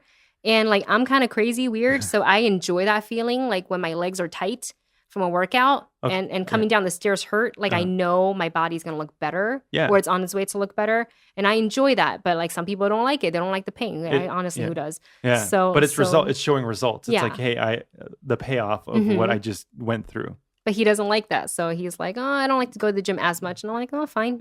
But after a while, like you don't get as sore, right? So like after a while, it's just that threshold. Like if I work out 20 times in a month or something, after that, it's fine. Yeah. Like I won't be sore. I won't be tired. But I enjoy like when I was in college, I would go to class and then I would run until I'm just like tired. And then I would just knock out.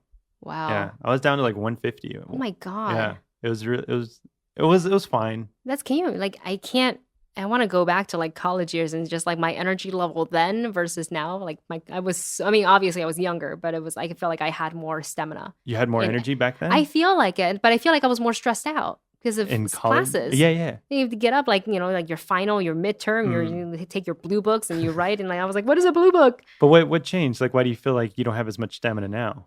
Because of adult life? I think adult life. I think mentally I'm more stressed. Like I think college, because you're in college and if you're on a scholarship, then most everything is paid for. So you don't have to worry so much about that survival job.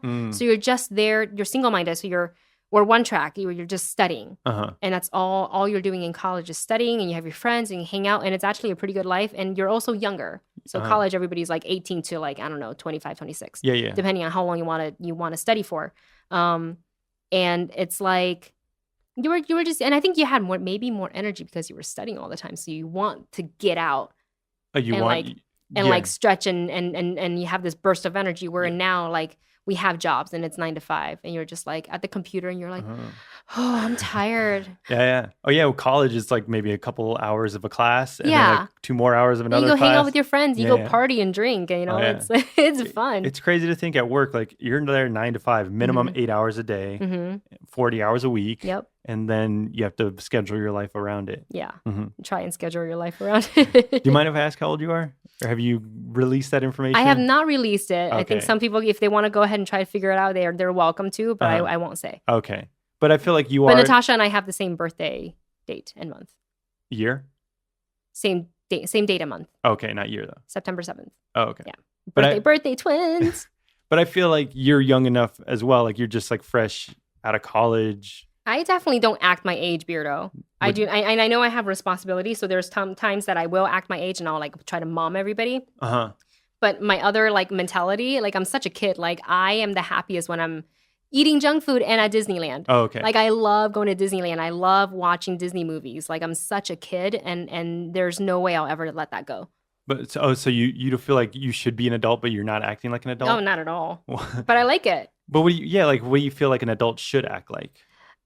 Like born, like that book definition of being 9-to-5 job, suit and tie and briefcase. You go to work, you come from work, you cook dinner, you go to sleep. Like very structured, serious life. It's like paying the bills, and like that to me is like an adult where I have to come down from like my overactive imagination and like pay bills and like making sure that we have enough money for XYZ. Like to me that's kind of boring adult stuff. But I think that's everybody. So it just depends on like your outlook on life. Like you are like technically in a 9-to-5, but it's like how you approach it, I guess. Yeah. But I feel like my 9-to-5 is not a real 9-to-5. No, it's like, kind of like playtime. I'm definitely not sitting in. I mean, we get to have puppies at work. Oh yeah. You know, like and I have some great people that makes me laugh. They make me laugh every day. And I think if I was at some like desk job, like your quote unquote adult job. I think I'd be pretty miserable and then just, pushing paper. But my job is not that. That's my 9-to-5. Really? Where it's like kind of depressing. No. It's not depressing to me. It's just like, because I'm able to just like laugh at the ridiculousness of it. Okay. Because like I see that people they clock in at 9 o'clock, they clock out at 1 p.m. for lunch, and it's like, let's all eat together at this depressing little table. This little table in the lunchroom. And then we go back after a half hour because that's all we're allowed to. And then go back to work and then get off. There. It's sad. Yeah. But I try to find the humor in it. Yeah. Yeah. I feel like I've been there. I worked at Universal Studios and I was a character performer. Oh yeah? So I was Woody Woodpecker and I was a Minion and I was Agnes and Dora the Explorer, and who else was I? I was a Who, but that was different. I was still walking. But that was almost in a way 9-to-5 because your shifts are 8 hours. Yeah. And you have an X amount, you clock in. Yeah. And then you go do your sets. Yeah. And they're half-hour sets, half hour on, half hour off. And then you go take your lunch. I think it's 45 minutes, maybe to an hour because we have walk time. Yeah. And then you go back and do your thing, you punch out. Yeah. And it should be fun because you're a character, people are loving you, but sometimes it's just so routine. It's too routine. And you're in this cookie cutter of this is what you do when you come into work, regardless of what time you come into work or what character you play. And then that's it. And and for me, that got boring rather quickly. Like how long? How long did you work there for? 3 years. Okay. And when did you get bored of it? A year and a half in. Oh, okay. Year and a half in.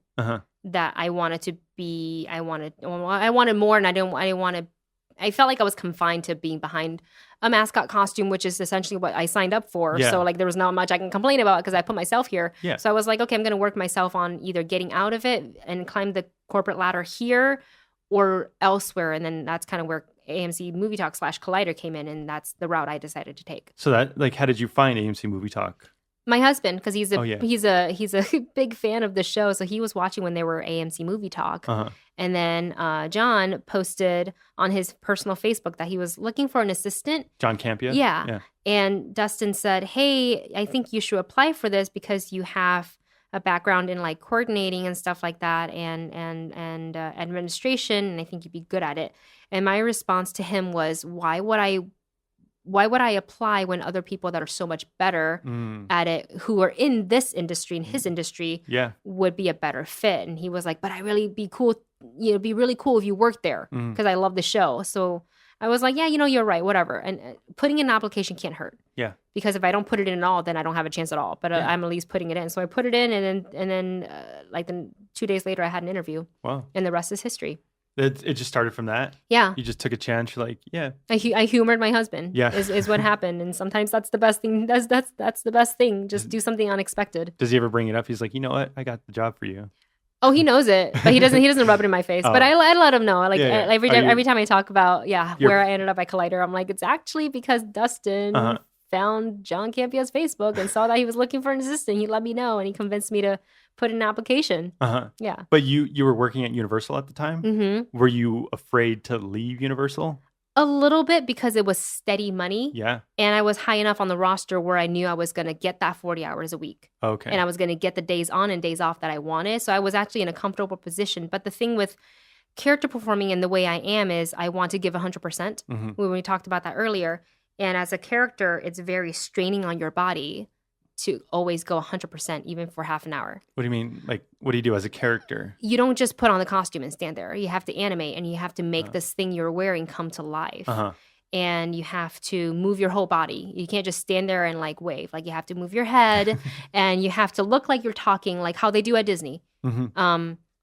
And it's really straining because these costumes have weight to them. Like the minions look cute, but the heaviest one was Kevin. I think he's about 25 pounds, but he sits just on your shoulder. Wow. There's no like apparatus that straps in otherwise around your waist or something. Not really. So I bought a back brace to help with it, but in order to make the minion come to life, which is just essentially a shell, you don't even have arms, and your face doesn't move obviously because it's just made. It's a design. It's dead. So you have to make it come to life by moving the costume and animate yourself a certain way. But the thing is, when you're in a costume and you're waving like this, you're from the outside, it looks like you're waving like this, which is just a little bit. So you have to be at, in order to portray the character coming to life at 60%, you have to be at 100 or more. You mean waving like you have to give it your all in one simple handshake? Because the costume is so big. So imagine you're in an oversized sweater and you do a little wave, it's going to look like you're fumbling with something. But if you do a medium wave, then it's going to look like a small wave and so on and so forth. So you have to go big. There is no going too big in a costume. You have to go big to make yourself look alive. And after a while, you're just like, why am I doing this? A little bit of that, because what worried me was some people were there for 10, 15 years doing character work. Yeah. And while I think if that's their end, for them, fine. If they're comfortable with it, fine. But that's their life. That's not my life. I want more. Yeah. And I didn't want to be in a character suit for 10 years. I worried about that at about the 1.5 year mark. And I started to apply for other positions within the park. So I became an assistant supervisor for Halloween Horror Night, which is like one of the biggest events that they put on at Universal Studios. Yeah, it's huge there. It's huge. And it was 2015, 2014. I get the years mixed up. And I was in charge of the Dark Christmas Street Atmosphere Scare Zone and the French Masquerade. Massacre. I don't remember how they spelled it, but it was it's French courtesan people like they're got knives and they're murdering you and running after you. So I was in charge of those 2 scare zones, and they're on Baker Street and French Street. So you're like coordinating it? Or? Yeah, those 2 zones. So as what they do is they give you the backstory and the plot of the theme. So Dark Christmas, obviously it's kind of self-explanatory. It's Dark Christmas, and that was the most fun I had in that year, because my characters, we call them characters, they were so creative. And when you are an elf, and you have Krampus on the street, you can really like not creative wise. There's nothing off limit. The only thing that the note we were given is they can't speak English. They don't speak. Just none of the characters spoke. You can make monster like sounds and grunts, but you cannot say, "Boo, I'm scaring you." I mean, not that they would. That's not effective. It's like, welcome to Horror Nights. Yeah, you cannot be like you are a figment of like your horror. Yeah, you're scary. Just go scare them with your movement, and that was so much fun being kind of in charge of it, because we had overhead, and we have the main creator who's John Murdy, and he created everything. So if he didn't like something, he has the control to come and change it. But as the supervisors of these zones, it's really up to you to shape and mold the characters and the teams that you're given and what you want it to be. And I was very lucky to be rewarded with a really great cast on both streets. Wow. Because anything I asked, they did. And I also fought a lot for them. Like if they needed a break, I said, if you need a break, if you're about to break, take a break. Wow. I don't need you for just tonight. I need you for the whole run. Yeah. So you rest your body. And they would always fight me too if like somebody was like limping. I was like, y'all need to go home. And they're like, no. I can push it. I was like, you can't push it because this is week 3 and we got 3 more weeks. Yeah. You can't push it. I need you to go home. And they would listen. They would go home and they would go just as hard the next day. So you've always been in charge of like people. Or I guess so. Yeah. I guess so. And except when I was doing character work where I was. But then you know what? The thing is, I applied for character training, a trainer position, and so in a way, I was kind of leading people. You've always had like a leadership role. So I guess so. Yeah. So that's like in your blood. I guess so. I never really saw it that way. I just liked it. I never saw that I was like in charge of people. I think I just care about people and I care about the property, whatever it is that that I've given charge of, and I want it to do well.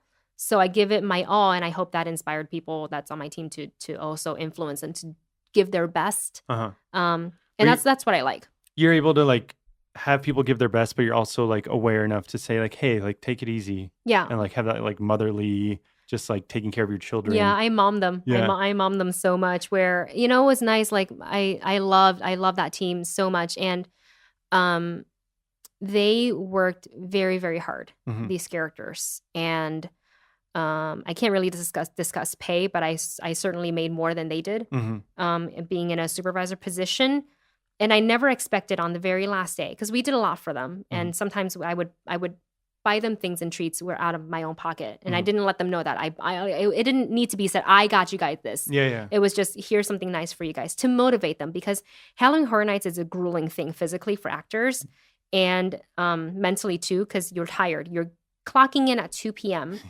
to get makeup on. Yeah. You don't leave until 2 a.m. Yeah, it goes all night. Yeah, and then you have to go home, maybe sleep, and then sometimes they have survival jobs in the morning, so they'll work from like 8 to 12, and they'll get 2 hours off, and they'll have to come in for work again. That's hard. Whoa. Yeah, and you have to do it for like a month and a half. Yeah. That's really, really hard, and I know that because I was a character. I was a zombie for 2-3 years. Whoa. And so I understood that, where if I can make them happy, they will be happy to come into work, and if I can keep that the inspiration and the motivation for them that they want to be here because it's fun, then I can have them do whatever I need them to do. Yeah, you're not the drill sergeant. No, you're I the can't. Zumba I mean, instructor. sometimes I had to. Sometimes if they pushed it too far, where I'm like, I told you can't climb that planter, and you did it, I'm sending you home. Really? I'm mad at you right now, and I need you to go home. Oh, you can take charge like that. I can. Yeah.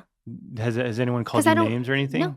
No, they know they were wrong. Oh, okay. They understand, and I've always told them, because we have a little pep talk before, no team pep talk before, because I need to let them know what's going on too. And the thing with Horror Nights, these characters, they're their own very specific group of people. They love Halloween and everything about Halloween, and some of them they're veterans. They've been doing this for years. Yeah. So they're very set in the way they do things, and that's fine, because they keep coming back and they're good at what they do, and I need them to be that good. So if I give them what they want, they will give me what I want. Yeah. It's a push and pull. It's never, you need to do this. Why? Why do I want to do this? It's never a dictatorship. No, it can't be. And I maybe that's how some people like to be in charge, but that's not the way I do it. Because I've been in their shoes. Yeah. So I will buy them treats, and I will give them things that they want just to make them happy. And it wasn't like an agenda or anything like that. Like, I'm going to motivate them however I want, so I can tell them, I can puppeteer them. It wasn't ever that. I want them to have fun. Yeah. And I told them from the get-go, I was like, if you're not having fun here and this is not the role you want, let me know and let me see what I can do for you. I'm not promising you I can give you the role you want at a different zone. Like if you want to be in a maze versus a street scare atmosphere, but let me know and I can convey it to the higher ups. And let me see what I can. And so I always fought for them. I always fought for them, because I think the worst thing is when you're just like a worker and no one's fighting for you, and you want to enjoy this job, but you can't because you're stuck here in this little box. Yeah.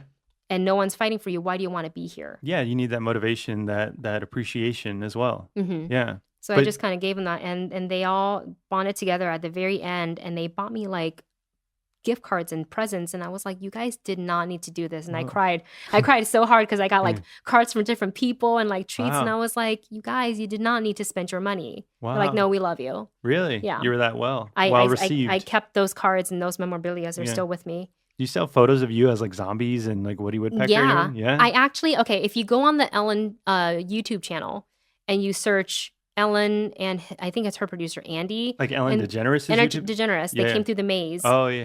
The Walking Dead maze in 24. I want to say it's 2014. Yeah, because I think you said you were at Comic-Con 2015. Yes. So it must be 2014. God, I hope it wasn't 2013. Maybe it was 2013. I don't know. Oh, no. 2013, because 2014, then I was a supervisor. Oh, okay. So 2013 Ellen. Just search Ellen, producer Andy walks through Howling Horror Nights like Walking Dead maze, and there's only one female zombie in the entire thing. That zombie is me. That's you. I still get tweets every now and again. Hey, Wendy, I was looking through this Ellen thing. Is this you? Did you ever work at Howling Horror Nights? I go, yep, that's me. They can tell it's you like through the zombie makeup? Yeah. Yeah? Yeah, I'll show you afterwards. Okay, like you can totally tell. You can tell. I guess if you know me, then yeah, you can tell it's me. Yeah. Yeah. Before we Same go, hair. same hair and everything. It's just like little zombie just makeup. prosthetics. Oh, you have like stuff on your face? Yeah, it went from my forehead down to my nose, right here. And what do you mean? What went there?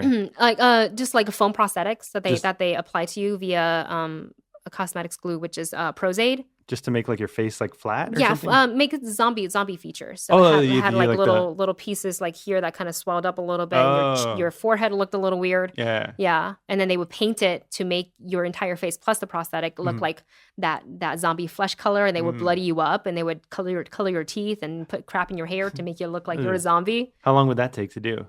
They had, I think, only half an hour with each zombie. It only took a half hour to put all that on your face? No, that's all they had. Oh, wow. They have 1,000 people, maybe more, needing to go through makeup. So it needs to be quick. And then you get home after that and you're like... Oh, they take it off for you. There's a removal. Yeah, they remove it for you, and then you go home and just wash your face and hop in the shower so the hot shower opens up your pores. Yeah. When did you first move to LA? 2008. Okay. Yeah. And then did you have a job out here? I didn't have a job out here. I didn't know what I wanted to do. I had no idea. I knew LA was expensive. I didn't know it was going to be that expensive. You thought it was like going to be comparable to Florida? Yeah. I thought just a little bit. I didn't think I was like, damn, everything's really like expensive. I remember buying cereal and I was like, why is it $5? Yeah. Why is cereal $5? What am I supposed to eat? Yeah. So I had to get a job real quick, and I was not picky. What was your job? My first job here was, I wasn't even a server because a server position wasn't open anywhere I looked. So I was a host for Applebee's. Oh, okay. And then I was there for about 6 months, and then a cheesecake factory was opening up like in the next city over. So like LA, or like where in LA? Like Arcadia. Oh, okay. If you know, it's near Pasadena. Yeah, for anybody who doesn't know where Arcadia is. And they were opening up a cheesecake factory, and I was like, I'm gonna go and apply as a server, and I got that job. And so we opened the store, and I was there for like 3 years. I liked it though. Like the hustle and bustle was hard on certain nights, but the people was fun, and Cheesecake Factory actually made it kind of easy to like run your tables and stuff like that. So like I was like, oh, this is nice. But when you first came to LA, you stayed in Arcadia. Mm-hmm. Did you feel like that was like separate from like the main LA? Yeah, but LA was really expensive. Oh, so and I didn't know anybody here. Okay. So my boyfriend at the time, his family lived in Monrovia. Actually, it's just one town over. And they said we could stay with them for the first couple of months until we got our feet wet and stuff like that. And that was really, really generous of them. So we did that until I found a job, and then I was like, okay, we got to move out. Oh, okay. And is that where you're at now? Or I've moved around so much, which is funny. So I went from Monrovia to, then I lived in, then my boyfriend and then we split. Oh. So then he moved somewhere else, and I moved to Arcadia, which is where I am now. But between then and now, I moved from Arcadia to Pasadena. From Pasadena, and that's when I met Dustin. I moved in with him in Glendale. And then we got married. We moved into North Hollywood. Worst apartment ever. Why? Oh my God. It was, and we didn't know this when we signed the lease. We were there for like a year and 2 months. Oh. It was infested with roaches. Oh. And we didn't know this because when we looked at the apartment, had just been cleaned and vacuumed and sprayed. Did you ask and like, hey, has this ever been like, is there roaches here? Yeah, and then they're like, oh no, just like, like bed bugs. And I was like, this is not a bed bug. But they told you they had bed bugs, and you're like, yeah, let me sign up. No, they had a problem with it, but it had been taken care of. Okay. And I was like, okay, what we should have done was to go online and search for the reviews. Yeah. But we were stupid and we didn't do that. So we had a whole year of us living in roach infested apartments. And they were like the little ones. They were like about as big as a penny. That's as big as they got. Oh, okay. But nobody wants to live with roaches. No. Like we never left food out. We rarely cooked and ate at home, which is something I enjoy doing. I felt like I couldn't have friends over because I was worried that they were going to see a roach, and like that's gross. Yeah. It actually stressed us out a lot. And this is like the one thing, this is right before Dustin and I got married, and if you want to test your relationship, live in a roach-infested apartment and see how well you do with each other. And we really bonded together. But there's nothing you can do to get rid of them? Like if you spray Raid we did or everything. We had Raid. We had the pest control come and spray all the time, which is not good for your health. We put boric acid on in the little corners. We took all the outlets out and we poured both boric acid and some weird earth stuff in there.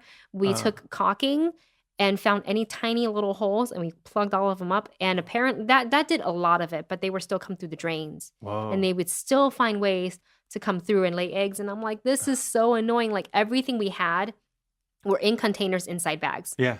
Like double sealed, everything. And I was like, this is not the way to live before our wedding. Yeah. So, and I mean, now we laugh about it. You can laugh, but at the time. But we GTFO so fast. You got that? You got out of there? We got out of there so fast. And plus, they wouldn't give us back our deposit. Why? They said that the apartment was dirty. And I was like, if I show you, and we have pictures, because we had to go to court and get our money back. Oh, you actually got it back? A whole year in court.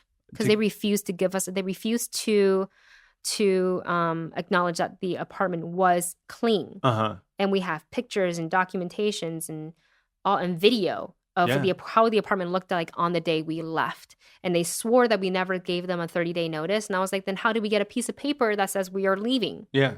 How do we get, and then they said that, oh, like maybe you guys made up your own document. I was like, wow. And the judge is like, are you accusing them of this? Yeah. And the people were like, yeah, maybe. And he's like, well, I've heard enough. Oh. He was a no-nonsense judge, and he basically ruled in our favor. We actually went through 2 different judges because they appealed the first time. Wow. They were that like stringent. Sneaky. What was it, like $1,000 deposit? Close. So they did all that just to like for $1,000 for an apartment complex, and they did it to everyone from what I've heard. Oh, okay. Like because we were talking to another couple that lived 2 units down, and they were going through the same thing. So we talked a lot. Whoa. And it was insane. And so now I encourage anyone looking for apartments to go on Yelp. Yeah. And look and make sure it's not infested in roaches. And God, if I could pay money to have gotten out of that contract, I probably would have. Like to break the lease? Yeah, but I think they wanted like we would have lost our deposit. Okay. The entire deposit then, and we were looking at like $900, and I was like, I cannot lose that deposit right now. We're about to get married. So yeah. When did you only have $27 in your bank account? That was like I think it was definitely the first year I moved to LA. Oh, okay. And that was when I was working at Applebee's, but then it's like, you have to pay for gas to get to and from auditions and rent and phone bills and stuff like that. And I just like, I think it's because what I had saved up wasn't enough from Florida. Then plus when you get a new apartment, it's first month's rent plus, deposit and all this stuff. So I think I just miscalculated how much I had. Oh. And then I looked one day and it said 27 and change, and I flipped out and I called my mom and I didn't know what to do. And I cried. You just cried? I've never felt like that. I actually didn't call her on the first day. I think it took me a few days to call her.